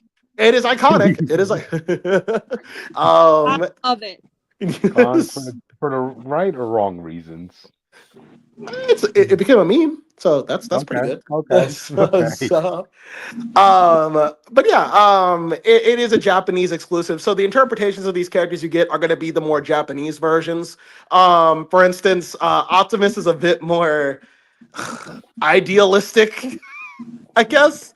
There are moments in the game where they're talking about the war, and then they kind of slip into like humor, and then Optimus goes like, "Man, I wish I didn't have to fight this war all the time. Maybe someday I can bring justice and peace to the planet." I'm like, "All right, chill. I think that you'll notice is Rodimus's characterization is different. In the G1 American version, he's inexperienced, but he's more like Grip. Like he acts like your older brother, basically. Your older brother was put in charge because dad left to go get milk and never came back. You know what I mean? In this version, he is straight up little brother coded. At least when it comes to Optimus. There's like a scene where Rodimus is talking to RC and he flubs up something, and RC's like, "Wow, sometimes I forget there's a real difference between Rodimus and Springer." And Optimus tells Rodimus out loud, he's like, "Rodimus, I see you're not good with the women, are you?" I'm like, fuck Wow. so later, Rodimus to one up Optimus on a mission. He brings this little jewel they got from a mining mission, and he goes to RC. He's like, "Well, RC, I know you like jewels, so I got you this." And she's like, "What the fuck is wrong with you? That doesn't belong to us. That belongs to the planet. You can't just go take around gems and all that stuff." And Optimus goes like, "Rodimus, you suck with women." I was like, "Yo, chill. What the fuck is wrong with He you?" told the truth, bro. You're back in time. You just fucked up the timeline because you want to rizz up a girl to prove a point. Right. So I thought that was a bit. No, friends need to sugarcoat it after all, audience, so. Yeah. You're Another supposed to be a thing. prime. Get good women. That's a requirement in this era. I do like, but Optimus also says something that I don't know how to interpret it. Basically, he talks to RC and he's like, "Wow, RC, you're a lovely woman." She's like, "Oh, Optimus, thank you." And then Optimus goes like, "She reminds me a lot of Alita One. I wonder how she's doing." I'm like, what the fuck is happening? It's like, And tell you that he saw Alita One there and he thought she was beautiful just because of that. they're It's both pink, Alita I One, guess. bro. They're both pink, I guess. I don't know. Meanwhile, the Decepticon side is a lot of shit talking. You get a lot of like, I like Soundwave checking Scourge from it because Scourge is about to get in his face. He's like, "You know what? Like, actually, if you really want to be about it, I'm fucking Soundwave. Let's go." They're actually about to throw it down. That was pretty fun. I like Starscream's thing of he tries to play Galvatron multiple times because he doesn't understand that. He doesn't understand how they met in the movie. So he's like, "Galvatron, actually, you know what? If you're actually looking for people to hire, you can hire me." And he's like, "I'm gonna play him someday. I'm gonna take over the Decepticons in the future." And then Galvatron's like, "I know what he's gonna do, and I know where this leads. I know I'm gonna kill him, but like, I think it'd just be funny if I just let him just think he's ahead of me. Like, that'd just be fucking funny right now." So like, I actually like Galvatron's mentality with that. So both sides have fun-ish interactions. Wheeljack and Cup, they both share war stories. And derail the group a bit. It's cool. I wish it was a bit expanded on more. Actually, I think my main gripe is gonna be Rodimus. I think I don't know in Japan the full extent of how they characterized him. I don't like how he gets no real moment of leadership. Like he gets taught how to be a leader, but he doesn't really do any real leadership shit. I think in the story, which I think bothers me. He just kind of gets little broed by Optimus the whole time and taught like what to be a leader, how to be a leader and all this shit. Even the Matrix scene, I would have liked it if Rodimus came up with that idea because Optimus reminded him of like what it takes to be a leader early in the story. It would have been cooler if Rodimus took his lesson and said, "You know what, Optimus? Like I remember what you taught me, and we're gonna use it to save this goddamn planet." Like that would have been Yeah, cool. I know. I'm gonna use what you taught me with the to get women. I'm gonna use it to save the planet. Yeah, yeah. Well, he tells because Rodimus is like Optimus. I don't know how to be a leader. I want to. Also, this is how you. This is the more Japanese flowery dialogue they love using. Optimus, I don't know how to be a leader. Do I have to be firm? Do I have to be lax? Like, do I have to be compassionate? What do I focus on as a leader? And then Optimus goes like, you know, Rodimus, being a leader is like being a desert. And Rodimus goes like, what are you talking about? What? It's What about these holes? About the holes? But it's basically like is what he's trying to say. You have to be thirsty.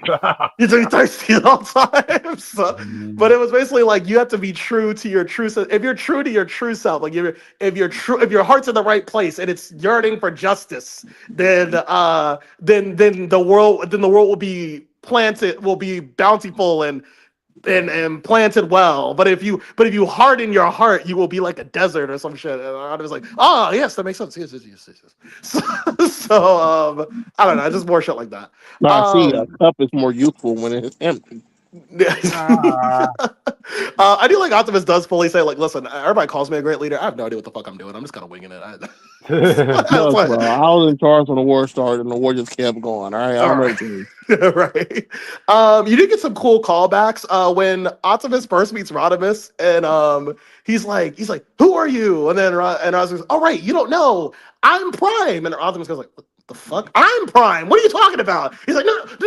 I'm a time traveler." And everyone's like, "Oh, that's a bunch of bullshit." And Optimus like, "Wait, actually, in season 1, episode 6, we did have a time travel story, and then we had another one." So, and then I do like you get a call back to the therapy planet, and that I made Austin watch the Web World episode where Galvatron went to therapy, and Scourge is like, man, maybe we should have taken Galvatron here where he could, maybe like let his anger out as opposed to that weird planet that I don't like thinking about. So, it's chock full with references that if you're a fan of those cartoons, like and even the episodic stupid adventures, you'll be pleased.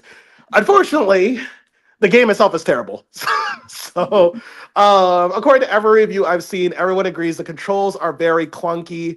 To unlock all the characters, you have to replay the game twice. You get slightly different things for replaying the game on New Game Plus.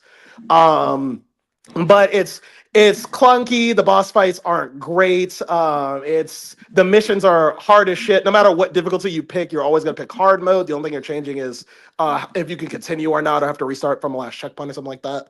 So it's not a great game, but it is the first game you get to fight Devastator and all the other giant Autobots and Decepticons. So you get to fight Trypticon, so that's cool.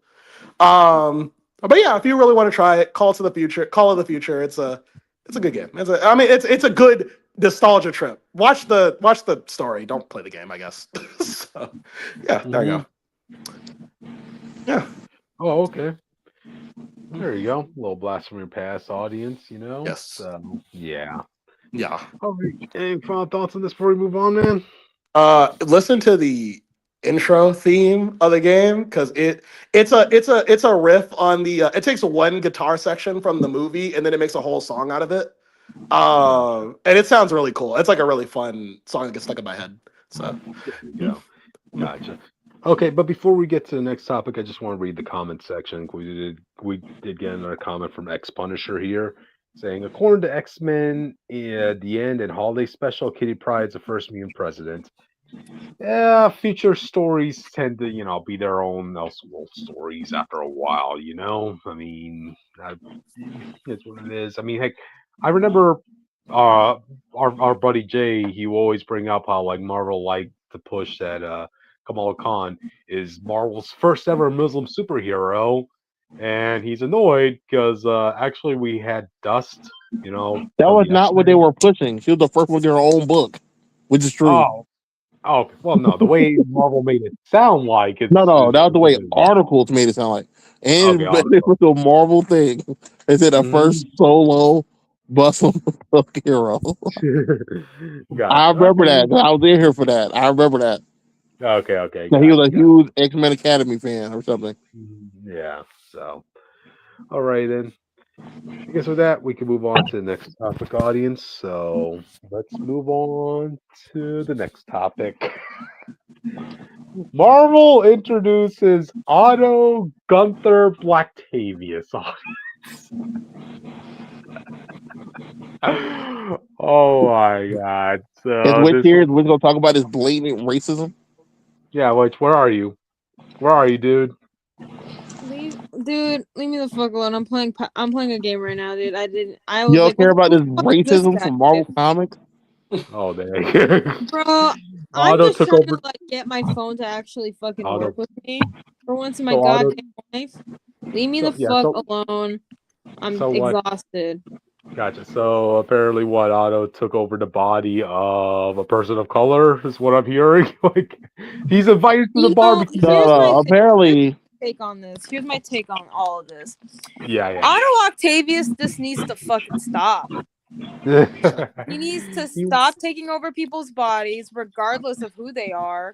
mhm. And he just needs to, like, I don't know, make himself a robot or And something. Make himself a robot which fucking body. He which needs to just would fuck off for 5 fucking minutes. yeah. Which would it surprise you if I told you apparently this was all T'Challa's idea? I don't give a shit. Otto needs to like make the conscious and I ain't decision the and child I just did. fucking stop. Yeah, that's what yeah, I had the issue actually. I glossed over it like when T'Challa was like saying, What are you? Who gave you these orders?" And Blacktavius is like, "Actually you did."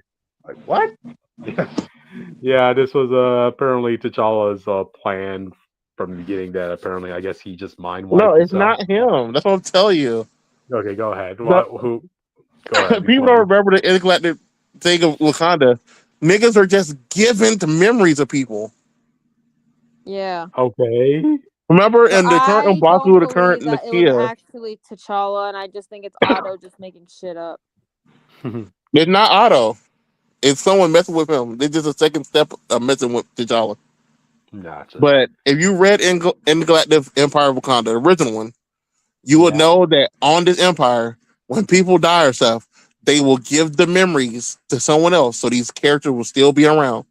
Current Mm, T'Challa had lost his memories, and they used that machine to get him back his memories. But for wow. Current M'Baku and current Nakia, they are random new future people who just got the memories of those people. Ooh.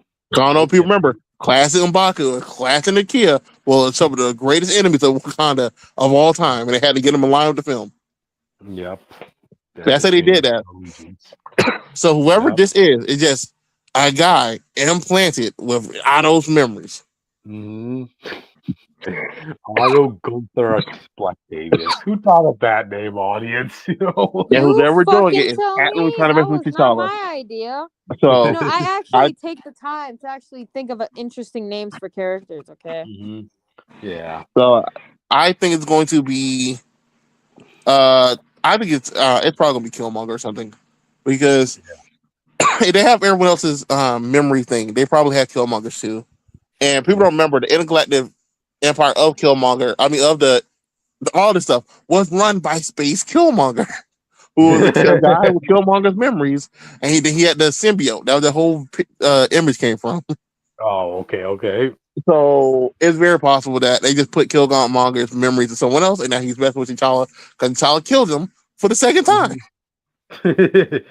God dang. One of these days you'll get a win, Killmonger. One of these days, dude. Like I said, the Yeah. only reason it might not be Killmonger because they might bring the one from Ultimate Universe. I don't know if you want to do that two stories close to each other, Oh but yeah. Two people with the it's same clearly mantle. somebody It's who not like has two people. who's been on Wakanda since the 2018 year. So, I mean, Gotcha. Hey, two people, more than two people with the same mantle. It's not like Marvel ever does that, right? You know? So, the same mantle, yeah, but same name. yeah, they did that before, you know? That's a reason we'll call Ben Riley Peter Parker. Is all I'm saying. Gotcha. But yeah, I did gloss over this issue, audience. I did pick this up when I was at my comic book shop because, like, when I saw the cover, I'm like, oh wow, it's gonna be Black Panther versus Doctor Octopus. Okay, cool. I want to see that, man. So test Doctor Octopus's mental prowess against T'Challa. But then I opened the page and I'm like, what the heck? What Yeah, did see, this he even says happen? it here. I am one of those soldiers. I was Mhm. He was generated from the data points of Dot Octopus, and his Yeah. face would then change to look like T'Challa. Hmm. And while you might look like him, you're clearly not my leader. So that means there's, all you said, there's an evil T'Challa or someone in T'Challa's memories. Or it might be the original Oh, T'Challa, depending on how they handle it. Because it didn't really make sense that the T'Challa memory was in the machine. So yeah. how did that happen in the first place? I think they're going to answer all that with this book. And this won't be the last time we see something like this happen because I did see the cover of the next issue in the last page, right? Looks like we're gonna Uh-huh. get a Black Juggernaut. Yeah, we're getting a Black I Juggernaut. He was mean, at the end of the book run too. well, Wow. it all depends on how they do it because we have at least two Korean juggernauts. Well, one of them's dead, but whatever, not important. Well, he just Yeah. means we're just getting a clone with Juggernaut's powers. So I think so that could be interesting since it Juggernaut's won't powers are be fucking magical, so technically it's not even mhm. fucking Juggernaut. Juggernaut Wakandan powers are magic. magical, but there are multiple stones. They can easily just have another random one. Yep. Just explain this version of Juggernaut's powers is powered by vibranium. You know, they make vibranium do whatever at this point. So yeah. Uh, Um, um, it's here whether you want it or not, audience. Blacktavius. I mean, I'm not the one who came up with that name. Just want to bring that he's up. the So one who appreciated it, though. Don't let him lie to you. You like hey, him. okay. So I got a first appearance, Austin. All right. So I'm glad to This have a is first never appearance in my becoming in a book. movie. I can promise you that, right? I already heard people making commotions like saying, "Oh, the reason they're doing this is because like when we eventually see the MCU version of Doctor Octopus, they have an excuse to diversify him." So hey, don't knock that out of the park, Austin. It's still You should. possible. Why would you redo a villain they already faced? There's no point in doing that. Gotcha. We'll see what happens. But yeah, That's the worst thing you could do, because then the whole time you're gonna be comparing him to the most beloved Doc Ock people, even though he's not that actor Doc Ock at all. But people love the mhm. dude for Private too. You're not gonna try to go against that. Yeah, we'll see. We'll see what Jake happens. knows. Jake knows. Yeah. You're damn right, Knuckles. So, what are villains you guys want to see get the Wakandan treatment? And we're just So, throwing it around. I want to see mhm. Black Craven. Oh, okay. Where's That would. my African Craven? Mm-hmm. That could work. That could work. So, yeah, audience. Octavius, whether you want it or not, and he will be invited to the barbecue. Who knows? I mean, at the end of No, the he's issue. not. Oh, why? Why, Austin? He doesn't You go to the know Yeah, why? something. Cryptid, I don't think you have the fucking authority to. He hasn't gone through the I, struggle. He would hey, he I'm not. just He's not even truly black. He had his face restructured to be black. sure. Oh wow! Oh wow! Well, if it makes anybody feel better, he gets his head chopped off in this issue. So there you No, it go. doesn't make us feel better. Gotcha. But all right, then I guess with that we can move on to the next topic. So, did you, That's Jake? me. It's your other Transformers Oh, one. can you pick Go it for ahead. me? Can you get it for me? Right There we there. go. Beast Ooh. Wars. There we Did go. it? Get it? So, Mhm. welcome to Transformers Beast Wars. We're done with the '90s. Are we? Is this the '90s? No, wait, no, this is the Yeah, '90s still still. the '90s. Yeah. Yeah, we're done with the '80s, right? Yeah, we're done with the No. '80s. Yeah. Mhm. The original war with Optimus and Megatron, we know how it ends now. Unless if you're watching the Japanese continuation, then no, Yeah. I'm never gonna. Which we're never doing on the Remember, channel. No. yeah. Yes, we are. remember, No. Yeah. Remember, audience. Beast Wars is post original Transformers. So yeah, Yes, but it takes this place. is the new generation. But it takes place during it. It's in this. We're still in the same continuity. We're in the same continuity You still. yeah. Yes. Literally see Optimus Prime's corpse in this series, Jake. Yes. Yo. Well, yeah, but Not we a see that a corpse. lot. That's going to continue a tradition of seeing Optimus Prime's corpse in every Transformer show. so, so, but yeah, okay. So this is Transformers Beast Wars. This is the first show did not have your original cast at all. I mean, we only. I mean, even on Rodimus's day, we had Bumblebee and we had Soundwave. You know, we're none of that here. All right, it's a whole new cast. In fact, a whole new breed of Transformers. New Okay, rival. and a fight for survival. Nothing can stop them. next, Diamond and Pearl. Okay. next generation audience. Yeah. Yes. This is probably the last time Transformers will ever do something like this again. Because from here on out, I mean, after this point, it's just going to be Optimus and Megatron forever. So we're going to enjoy this ride while we Well, can. no, Megatron's still here. They ain't let it go. Oh, I mean, yeah, but it's not really Megatron. It's not even. It's Literally not the called same. him Megatron. Yeah, but he's It's like just another. Megatron Junior. He's like It's he's it's another guy just who has the name Megatron. You know. yes, So, yes. Our plot. It's like having two Austins. You know, he yeah. just Yeah, and different I'll generation. hate you for it. Same way No. Megatron changed the bid. But anyway, so our plot is in the far future of Transformers. Who knows what the fuck happened? But we do know that the Autobots and Decepticons have evolved into more So the war nature. didn't end. What are you telling me? You lied to me. You lied to me. What? You What? said the war ended. If they evolved and still fighting, the war did not end. Well, the war did end. The war did end. It just opened No, back it up. just, no, That's no, a it's new. about a bigger No. war. Okay, no. A new war happened. Yeah, at this point, the war was over, and then Megatron 2 started it again. So it was done. I don't buy that shit. No, well, that's what he said. They said openly, like Optimus is like, but the war with the Maximals and the Predacons had long been over. He's like, well, I'm bringing it back. Like, um, yeah. So basically, the Maximal team we have were a group of explorers. They were hunting down these Decepticon, Predacon. It's gonna be a little bit hard to get used to.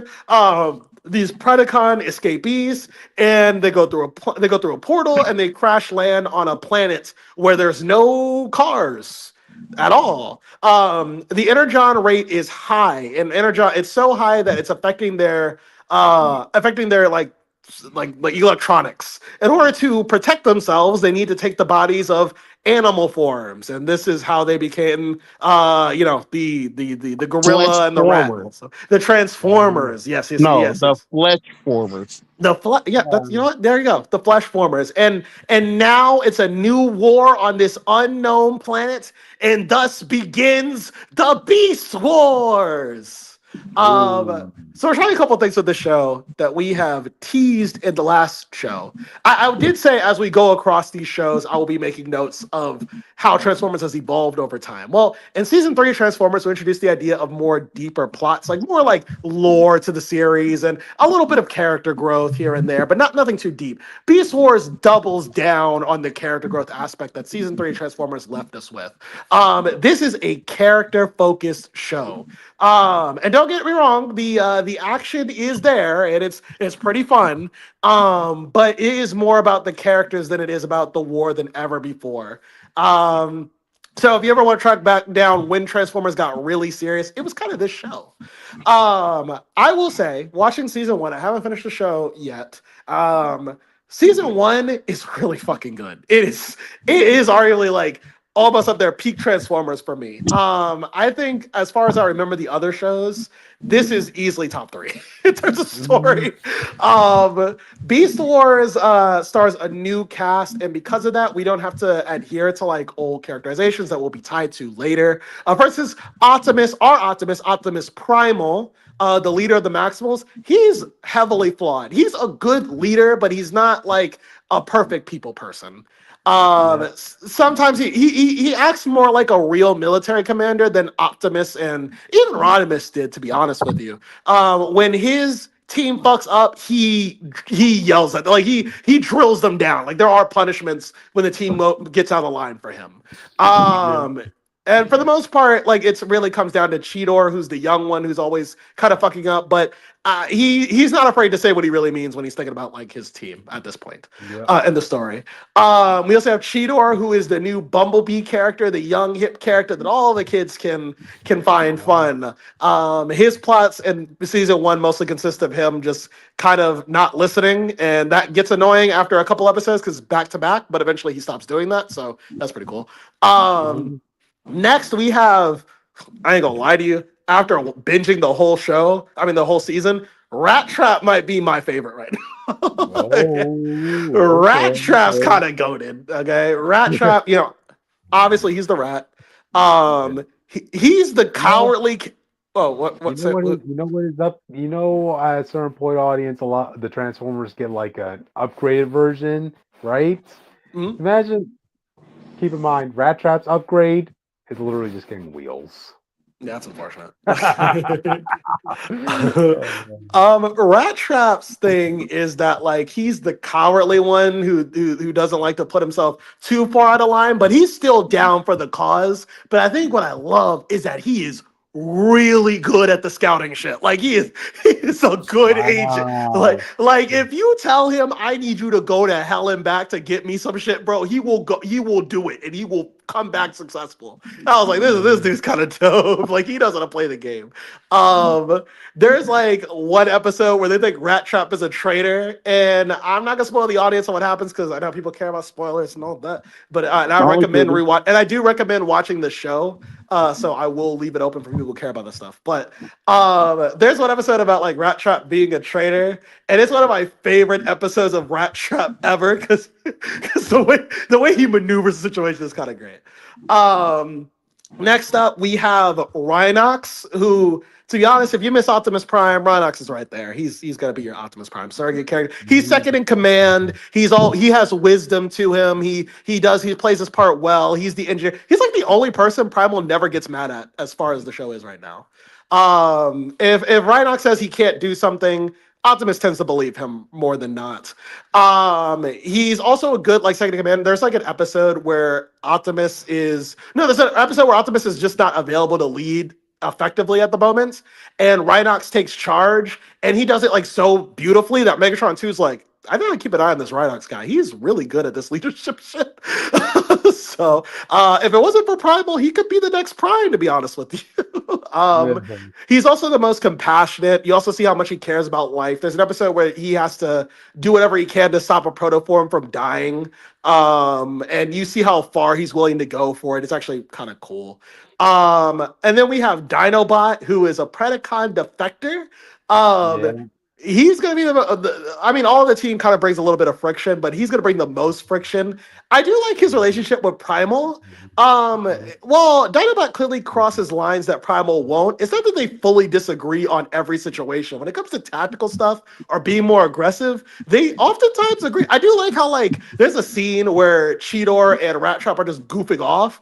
And then like Dinobot and like Primal, like they're looking at each other like, oh, we gotta rein these guys in. And he's like, yeah, I got it. So like Primal dresses them down. Like, he drills them down, and Dinobot like backs him up. He's like, "No, actually, like listen to Primal. What he's saying is correct right now." Yeah, Um, bitch. right? Yeah, basically, he's his hype man. It's a That's unique my dynamic. dog. It's a unique dynamic. It's not. It's like there's clearly some things that make him a villain that Primal wishes he didn't have in him. But it is nice to see that there are things about Dinobot that Primal actually values and actually loves that he's on the team for. So I do like that aspect of him as well. And there are even episodes where just because it might seem like not the good guy decision doesn't mean he's wrong inherently, which I also do appreciate. Later we get new characters that you've probably seen in the movie Rise of the Beast. We have Air Razor who shows up, who she doesn't do much, but she's cool. She's chill. I like her. So she's right. And Tigatron, who actually is borderline a pacifist. When he comes to the scene, he forgets all his Transformers memories, so he remembers more of his. He feels more Tiger than Transformer. And he's more in tune with this planet than the others are. And so when the Predacons are destroying the environment, he kind of gets a little bit like, I don't know if I even want to be a part of this war if we're just harming the planet.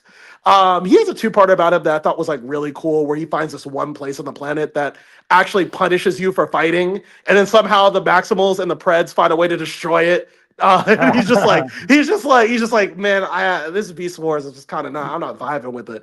And then of course there's the episode where he has a tiger friend who gets killed in an avalanche, and he's like, I'm done. What do Like you I mean he has can't. a tiger friend? So There's when some he was random ass new transformer shows up and then dies. when he was a protoform and he first became a tiger, it was because there was a tiger nearby his pod, and they kind of vibe. Like that's like his friend that he goes off on adventures with, basically. You can't do like Wolverine just running off and then reframing Wolf for some reason. Yeah, Even though his basically. name isn't Wolverine. Yeah. So, but Tigertron's tiger gets killed in an avalanche. I mean, for real, like, they never bring this tiger back. Like, he's dead. And then Tigertron's like, I can't do this anymore. Like, this is just so much destruction. And it's a good Dinobot episode, too, because Dinobot has to help him understand, like, look, I know you're like a little bitch about this, but to be honest with you, His name is Dinobot. Right. Dinobot goes there and he basically gives him the lesson that I actually really like this one. It's kind of like really mature. It's like, listen, it's one thing to not like destruction, but if you're not going to fight, your enemies aren't going to stop. You're going to lose more by not fighting than just standing up for yourself. And it's a lesson that like Tigertron realized, like, yeah, he's right. I do have to. I hate this so much, but I can't just like. But for the sake of this planet, I have to keep trying. It's like a really good episode. It's like, yeah, there's a lot of themes in this show that never get played up again in Transformers. I actually really vibe with it. The season finale was fucking crazy. And this goes to the other strengths of this show. Megatron, I call him Megatron 2. Megatron 2 is a really dope villain in this show. Like he's appropriately, like, I mean, don't get me wrong, like the Predacons lose more often than win, but there are a lot of battles where the Predacons come out ahead of the Maximals. The strategies that Megatron 2 incorporates, like he's really thinking about how do I get ahead? And that's a lot of his strategies. Like some of them are in the moment because he needs them to be, but a lot of his strategies are like, how do I get ahead of the max? I'm thinking long term. Like even if I lose this now, how does this help me in the future? Or can I win this now? There's one devastating victory he gets over the Maximals because they try to beam home, and it's like an all out fight. But in the end, he pulls out the W, and it feels so heartbreaking because they're like, we're not going home. Like we can't, like they're so sad about it. Like we lost, bro. Like, and it's not like a season finale either. It's just a casual. It's just one of the many episodes in the show. He also handles a Starscream character the way I kind of wish Megatron would do once with Starscream. It's one of my favorite. And there's an episode where the pterodactyl guy, he's really Starscream because he's always trying to betray Megatron and everything. He actively dethrones Megatron 2, puts him in the prison cell, yada yada. And Megatron 2, he's like, well, I mean, when I take over a location, I make sure that I have easy access to it. So he wired the prison to let him out on voice command, but nobody knew that. So he just kind of breaks himself out, and then he just kind of watches what the pterodactyl guy does. Pterodactyl guy gets in a situation where the Maximals show up on the base's doorstep to do their thing. And he's like, okay, I don't know really what to do here. And then Megatron 2 shows up. He's like, Megatron! And he's like, you're not going to hit me or take over? He's like, no, you just do your thing. He's like, what, you're going to, yeah. He's like, yeah, you want to take charge. Take charge. Like, actually do the plan. Like, I'll help you. Like, I'm not even going to fuck you over. I'm going to actually help you do this plan. And they do the plan. And he winds up losing to the Maximals in the end. And then Megatron goes like, and that's why we don't do your stupid ass plans. That's why you're not in charge, okay? Everybody see this? See how he failed? See how I'm the leader? This is why I'm the leader. Everybody agree? Yeah, okay.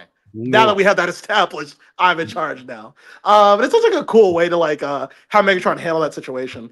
I also think this show justifies why he keeps traitors around. It's mainly because the Beast Wars, they're so limited on both sides. Having one more person against the Maximals is better than just having one less person because he betrayed you. As long as you can keep him in line, he's okay with that. So I think that's even that makes it more practical. All the Predacons make interesting villains to have in scenarios. I think the action scenes are actually really fun. They really do take advantage of the fact that this is a 3D show in a 3D environment. It's clearly dated, which we can address. It's very dated and very ugly looking, but 90s, the animation 90s. itself is really great. Oh, go ahead.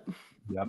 I just want to remind the audience the 90s was a stepping stone for everything you find entertaining today, audience. Yes.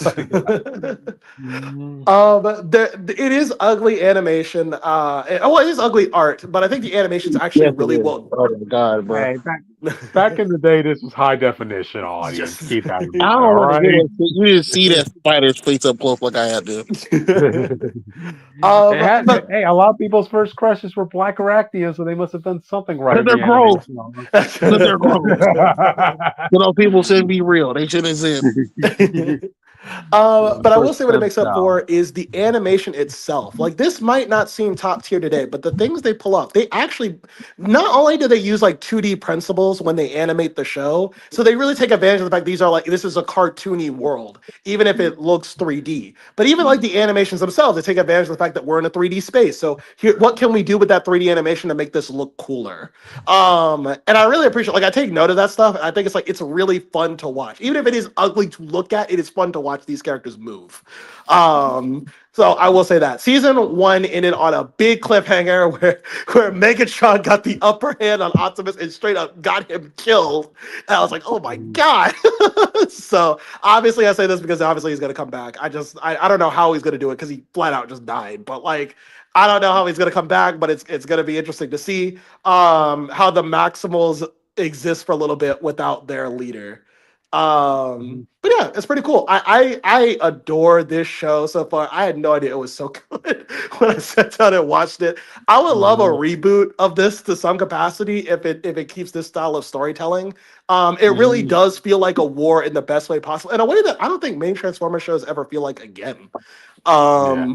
It really does feel like it's a war, and both leaders are thinking about ways because the Maximals are more proactive than a lot of the Autobots and a lot of the continuities are. So it is kind of fun to see both sides being proactive and trying to kill each other, and they are trying to kill each other. So No, yeah, it's fun. it's almost like they're right back down to their animal instincts, audience. Yeah. You know? Yeah. Yeah. Yeah, it's true. Yeah. But Mhm. if you want to watch Transformers Beast Wars, you can watch it on YouTube You or you can don't. watch it on Tubi. So there you go. Mhm. So there, that's it. So Don't give okay. Tubi don't go to Tubi. All right, watch it on YouTube. Do not give Tubi more money to make these fake ass films. Do not do it. They're funny though. You found two films you like out of 1,000 that are bad. Okay, I don't Listen, want to hear that. I didn't go through all of them though. I just went through like two. Mhm. Yeah, it's a. But anyway, all right then. I guess with that, we should move on to the next topic. So, all right, where is it? Okay, Austin, this is you, dude. Thundercat. It shouldn't be me. It should be Jake. First of all, but Yeah, a yeah, he Thundercat doesn't. and He, Silverhawks crossover, Jake would know if he was reading the fucking book like he Man, started. I've he been busy, doesn't. bro. He doesn't have an allegiance of steel audience. Is Not what I'm yet. hearing. You No. know. Now you're telling me I'm gonna have to read it because How about you don't know, how I about this? read Thundercats on and off. It's not something I want to discuss because Mhm. I'm not really that knowledgeable in Thundercats outside of like the comic How about, and like how the reboot cartoon. Yeah. I bought this book. So I bought Silverhawk specifically for Jake audience, and he left me to hang and dry. It's yeah, true. Bionicle I'll pick called it me. up, cryptid. I'll pick Ma- it up, cryptid, and then we can talk about it. Matanui called me. He needed me. So anyway, so yeah, who's writing this book, Austin? It looks like Declan Yes, Shelby. Yep, he's gonna write and what surprising. draw this as well. Dang. I thought Igor. I think like they're going between Igor Mount and Jeff Echoberry as artists, Uh huh. Okay. but it's a crossover. It's they're calling it the Thundercat universe, the Thunder universe, or Thunderverse or some shit. But I bring all this in the same continuity, like just straight up. There is no bullshit. It's one continuity. Oh wow. So Okay. I liked it. I think a lot of 80 shows really could just fit in one universe because the way they Yeah. work. So I kind of like this idea. Mhm. I mean, hey, it worked out well. GI Joe and Transformers. So I guess they're like, All you're really okay. missing is what the other one? They're the Uh, frogs. I don't know if you remember like a bunny. And he's a fight kill frogs and shit. Funny, I don't even remember that. Well, you're talking Bucky about the that. Bucky O'Hare. I think it was Bucky O'Hare. Bucky Uh, O'Hare. That's cool. There are a dude, bunch even of I stuff don't that can know. fit in its continuity. Is all I'm saying. You're just saying it's in the general space. Dude, even I don't know of that friend of that property, dude. Like, Bucky, dang. Jake, bro, Jake, So send I this know man a Bucky screenshot. O'Hare. I don't know enough about him though. I can tell you much about it. Mhm. Basically, he also the space. He guards the galaxy, but gets like frogs and shit. Hmm. I Gotcha. mean, you know the frog race from Ben 10. The enemies are basically that. Yeah, Oh, okay, okay. the incursions. But there's a lot of 80 shows that are just randomly in different parts of space stuff. You easily be like, oh, it's in this universe, and you want to reboot it. But Mhm. I think it's interesting. I think I am gonna catch up on both and probably review some of them up to this point, so we can get up and Gotcha. be in this point together. Mhm. Um, if they want Yeah. to try and bring the 80s back, I'm all for it. Yeah. Give them time to shine. I mean, hey, Silverhawks creative team. Don't worry. There are some fans out there that will stick with you for the long run. Yeah, So that's true. yeah, If you yeah. want to see a good Thundercats thing, watch Lion-O versus He-Man Death Battle because they do a good job of representing both shows in a death battle. He's like, I'm telling you, it's so entertaining. And this was like the original death battle, so it was like the first 2 years. Yep. But now in modern day, we're going to see Lino versus Quicksilver. Audience, see how that goes. Yeah, I I'm don't looking hope this forward. means what you about to say? No, I just feel like this is an intriguing enough concept to want to see. So see how it goes. Um, I do hope that this leads to more crossover stuff. Like we already see TMNT got like basically crossover for fucking everything at this point. Yep. Uh, Gargoyle just had their first crossover with Fantastic Four, some other stuff. I do hope we just get a lot of random cross. I don't want to say random, but more crossover stuff. I like to see the Thundercats end up back on Earth or on Earth and meet like Gargoyles or You want to see the Thundercat? Captain Planet crossover with something. You want to see You want Thundercats to feel like the crossover? '80s. Let's start doing '80s stuff. Yeah, the '80s universe. Still has a still has a potential for an audience. So yeah, excited about this. The more I talk about it, the more I'm enjoying the concept already. So yeah, more crossovers, audience like these Who we knows? Maybe need. I might end up a Silverhawks fan more than Jake, who just like Ooh, their theme song, didn't care about the characters, but it is what it yeah, is. That's yeah. true. There you go. Stop They were just a agreeing with pretty. us. They were just a pretty cover to Jake, is what we're telling you, audience. It's possible. Yep. So Well, if you want to hear a theme song, listen to Bucky O'Hare theme song. That motherfucker is hip. All Yeah, I right. remember liking that theme. I remember liking that theme. It's gotcha. the equivalent of like that video where they talk about the One Piece theme song, the rap, where you Yeah. hear their song, it comes on, you get into it, and the show starts, you turn that motherfucker off. That's how I don't think I ever seen that song Bucky O'Hare in my life. But if the theme song gets the premise, I won in the universe. There you go. There you go. Ooh. But yeah, all right. Any final thoughts on this before we move on to the last topic of the night, Austin? Uh, I want them to give the sword more powers. Uh, the people don't remember. Lionel's sword is the Eye of Thundera, if I remember correctly. Yeah. It gives him sight beyond sight, power beyond power. And for some reason, it gets you a fucking laser. Hey. But since we're I would. modernizing some of this stuff, I do think they probably have to add him another power too. Well, if he's Give going me up the against He-Man crossover. I need it. well, if he's going up against Quicksilver, I would rather him not get a power up, because if I just had the basis on like who will win in a fight between these two, I'm giving it to Lino, dude. Like Quicksilver has some good tech, but hey, Lionel's sword, man, that's like the He-Man sword right there. You ain't getting past that. Hmm. I'm just saying, bro. If we Hmm. gotta do 80 stuff, I see how we had to do it. We had to talk about this off screen one day because we want to do some more 80s stuff. There's a lot of that stuff. We want to try to do some more DC. Like we Yeah. got to figure out like, oh, this week we might do this stuff, and then next week we do other stuff, and that's how we rotate or something. We'll have to figure something out. We'll talk about it later. Yeah, definitely. So, alrighty then. Any final thoughts before we move on? Nah. Nope. Okay. So, alright then. Let's move on to the last topic of the night, audience. 20 years. Marvel decided to celebrate 20 years of Civil War by giving it sequel comics. Good for them. I bro cryptid. I was so scared. They're gonna be like, oh, guess what? Civil War 3. Oh, bro. I know. They're like, okay, now let's go back to the actual good Civil War story that rocked the foundation of Marvel, in a good way. Well, I mean, you felt the impact, is what I'm saying, of the original Civil War.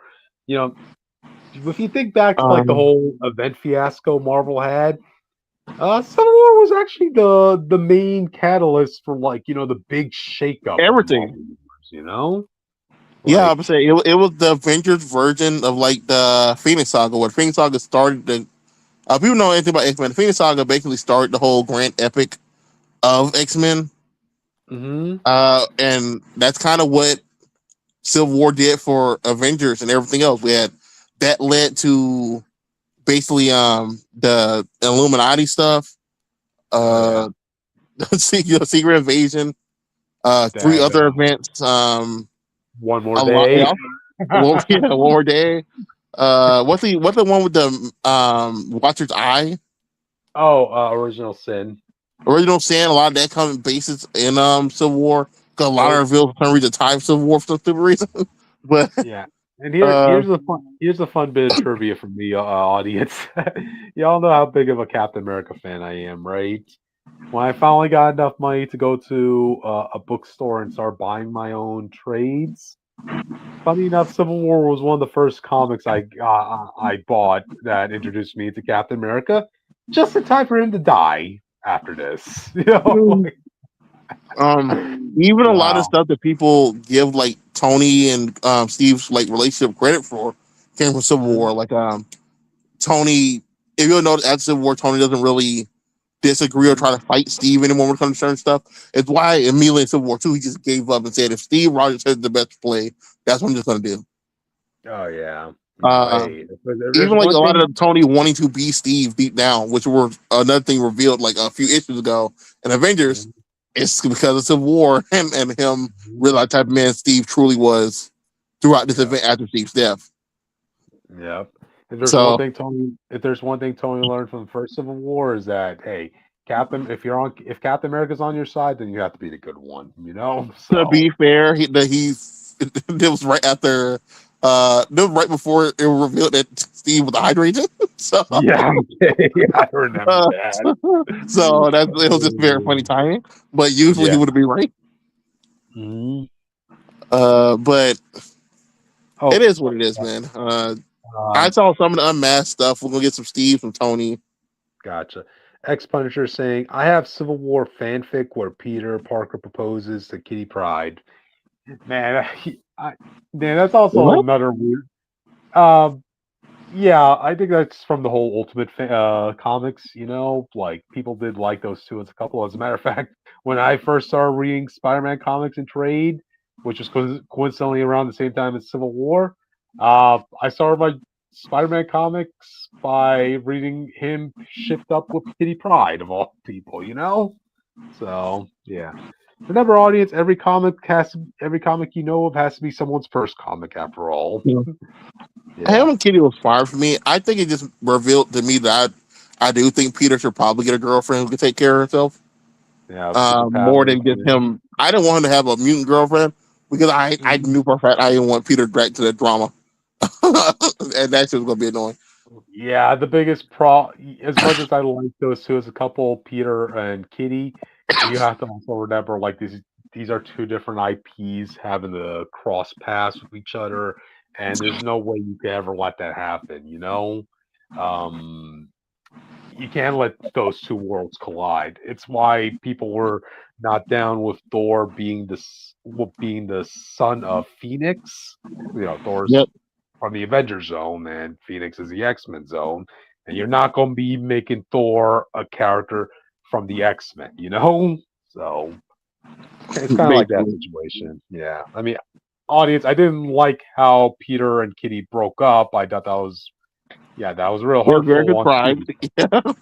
Yeah, it was Kitty definitely got the rough end of that. I mean, she literally uh gave up being in the X-Men team just to go be with Peter, who at that point she saw that his house got taken over, his house got destroyed, his life basically was at a Yeah. low point, He was and missing. She found his mask in New York post drowning.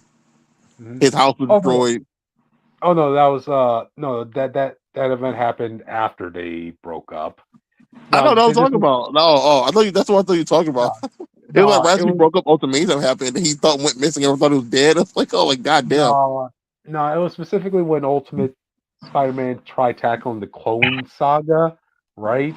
Like his house Oh, was the being best phone invaded. saga. I remember that one. Yeah, his house was being invaded. Like Peter was actually on local news and this and that, and Kitty's like looking at this from TV. She's like telling the X-Men, "We gotta go save Peter." No, he saved our butt. No, no, I don't care what's going on. He's helped us in the past before. We gotta go save Spider-Man. And when she came there solo, she found Peter kissing MJ, and yikes! You know, damn. Even back then, MJ was was toxic to me as a Spider-Man Kitty Pryde shipper. Dang. But anyway, so going Mhm. back to the new topic I at think hand. this would be good event Mm-hmm. for people because they Mm-hmm. really have a chance to fix a lot of people's problem with Civil War. If you can Mm-hmm. explain a lot of the character choice and stuff here, like now, Yeah. I think it helped a lot of things. So like, I think people all agree. A lot of people's image and why they think a lot of heroes are bad come from this event. Mm-hmm. Reed, Tony, a lot of bad stuff press they got came from this event. Oh yeah. You can use this to So, justify or even fix a lot of their problems. Especially mm-hmm. when especially when it comes to like certain choices. Like Peter, I think everyone who knows comic books know Peter joining Iron Man's side made no sense. Yeah. The only way I could think of it making sense is because, like, well, I mean, Tony offered a financial backing, with Peter's wife and Aunt May living in Stark Towers. I recall. Remember, audience, once upon a time, Jarvis even was hitting on Aunt May. You know, they were a couple. Um, They were a couple. Yep. okay, Yep. but when it came down to it, Peter's was the main one to bring up the fact that the moment we take off the mask, people are just going to start attacking our home life and all the other stuff. And Oh yeah. then the next issue just opened up with him taking off the mask first, which didn't Mm-hmm. really make sense. Mm. Especially given the backlash that immediately happened afterwards when his villains Oh did yeah. exactly what he said, and he was surprised. Oh, it wasn't just the villains, because as I recall, J. Jonah Jameson not only fired Peter, like by putting that on the front page of the Daily Bugle, but he also sued Peter He for tried to, millions of dollars. Yeah, yeah. I But remember James at the Gunn was the time. villain at the time. Yeah, I remember at that time he even got She-Hulk to be his lawyer in his lawsuit against Spider-Man. Dang, dang, what a way. She-Hulk was a bitch.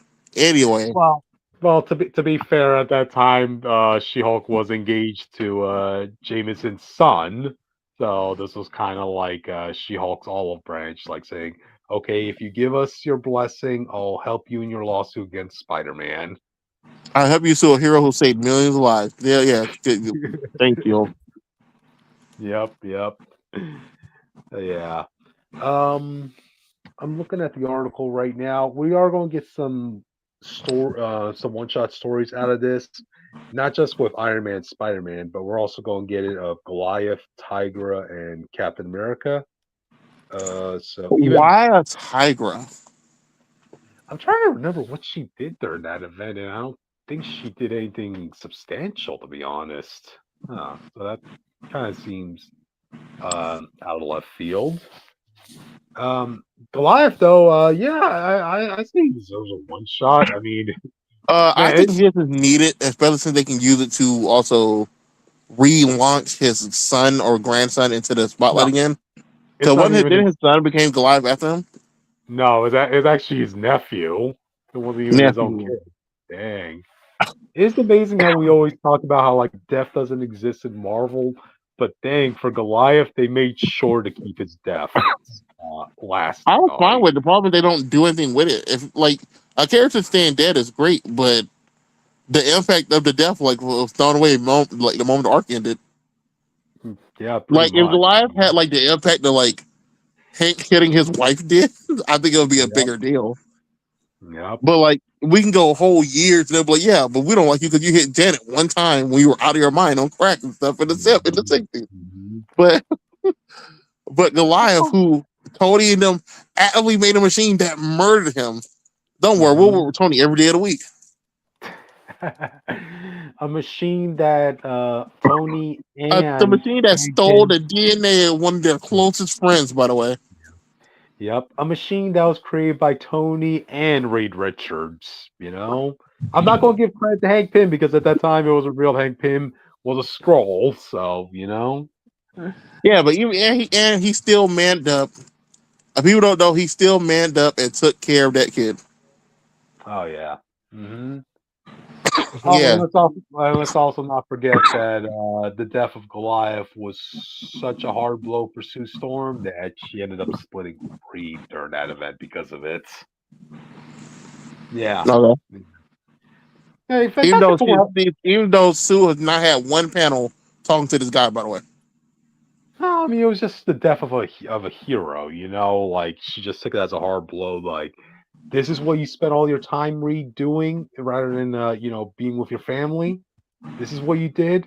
You know, dang, dang. Yeah, I'm trying to look Sue was for it annoying up. as fuck. I'm not gonna lie. Yep. So like you said, the family thing, sure, but Hmm. if a whole world crisis going on and you mean you are the face of it, of course I'm going to be worried about this problem. Hmm. That's all I'm saying. Yeah. You can be I guess. justified in feeling I'm not doing enough for the family, even though everything I do pay for the lights and the food and stuff on y'all table, y'all eating right now, the clothes you got on your Mhm. back, the way you get to work, to your other places, the ship you fly, everything literally Uh-huh. possible. Hmm. The point is, when it comes to the Accords, the Fan Four was the face of it with Tony. Yeah. They were the only public heroes. Reed didn't Yeah. have a choice but to focus on this. Yeah. Yeah. That's true. What he did when he focused on it was bad, but he was gonna have to Hmm. focus on it one way or another because it affected everybody. The X-Men Hmm. acted like it didn't affect them, and then they still felt the ramifications of it. Oh yeah. Oh wait, I even recall like the X Men couldn't even have that much of a part in the original Civil No, no, War they event. tried to stay out of it, and then it led to them being the main people who were hit during Secret Invasion. Yeah. I mean, they had to stay out of it because at the time it was, after the House of M incident, so they already had their Well, population was. also they already had this. They are apparently there was a comic storyline where they already did the same argument beforehand with mutants, so they just don't want to deal with Oh, it. Yeah, okay. yeah. Yeah. Yeah. You had True. looked that up. That way, been silent this whole time.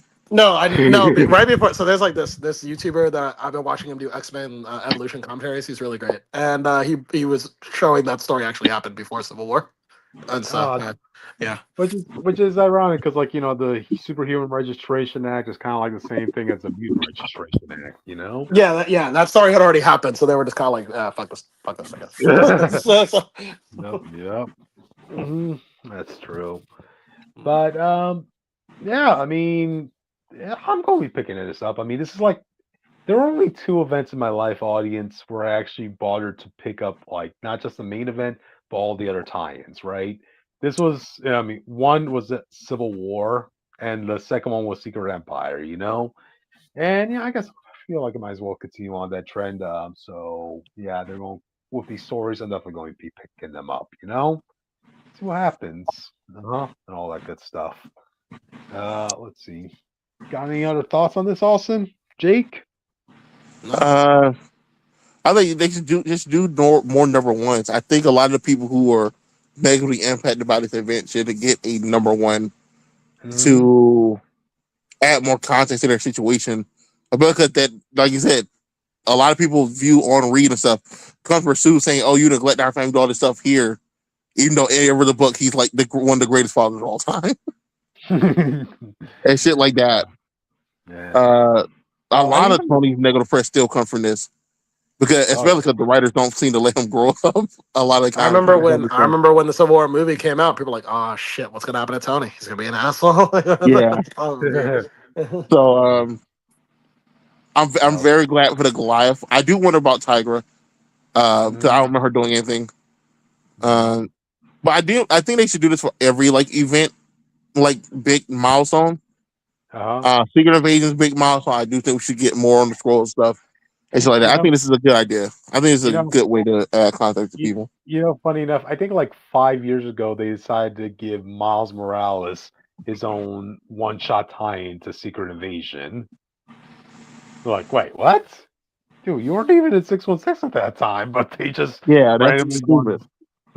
wanted to say, "Oh, look, yeah, Miles was actually in that Civil War event, in that Secret Invasion event."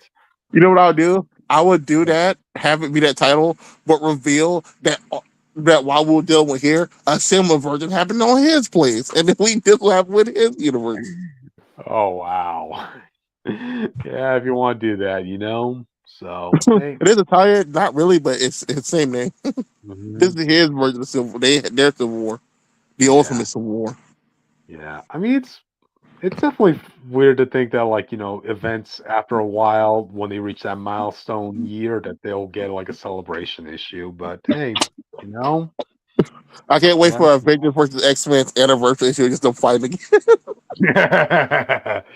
Yep.